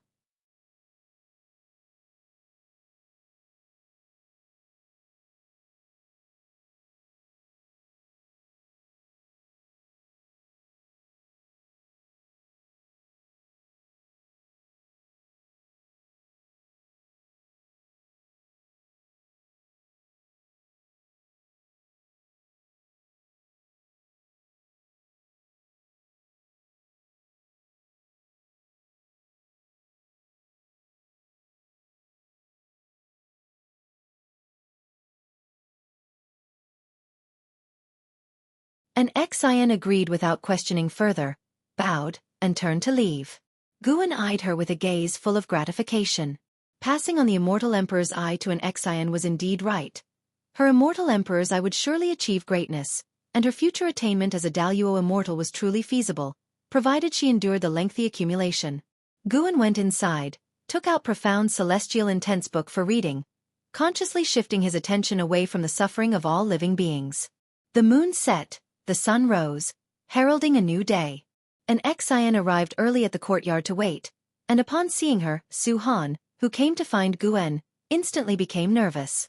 He highly respected Nzazai and naturally felt awe towards Nzazai's master. Moreover, an Xian stood there impassively, radiating an oppressive presence that instinctively made him tense. Curiosity filled him, wondering what cultivation level this legendary second-generation chief disciple had achieved. Guan pushed the door open, nodded at an Xian, then led her out of the courtyard. Su Han hastily bowed but dared not speak up, feeling uneasy in Nzin's presence. After Guan and an Xian departed, Su Han finally exhaled and turned to Shen Zhan, curiously asking, "Grandmaster Shen, what are Grandmaster and Senior going to do?" Shen Zhan glanced at him and said, "Why not ask yourself? Aren't you in good terms with your Grandmaster?" Su Han awkwardly smiled. "Isn't Senior and right there? Seeing her makes me nervous." Shen Zhen chuckled and said nothing further. "Grandmaster Shen, what realm is Senior in? Do you know?" Su Han pursued. Casually, Shen Zhen responded, "I don't know. I only know your eldest brother couldn't withstand a single move from her. You might want to ask him yourself." "Not withstand a single move?" Su Han froze, realizing how vast the gap in cultivation levels must be. If you find any errors, ads pop up, ads redirect, broken links, non-standard content, etc., please let us know. Report so we can fix it as soon as possible. You're tuning in to the Wisdom Diary YouTube channel. Don't forget to subscribe and join us on this journey to catch the most captivating stories.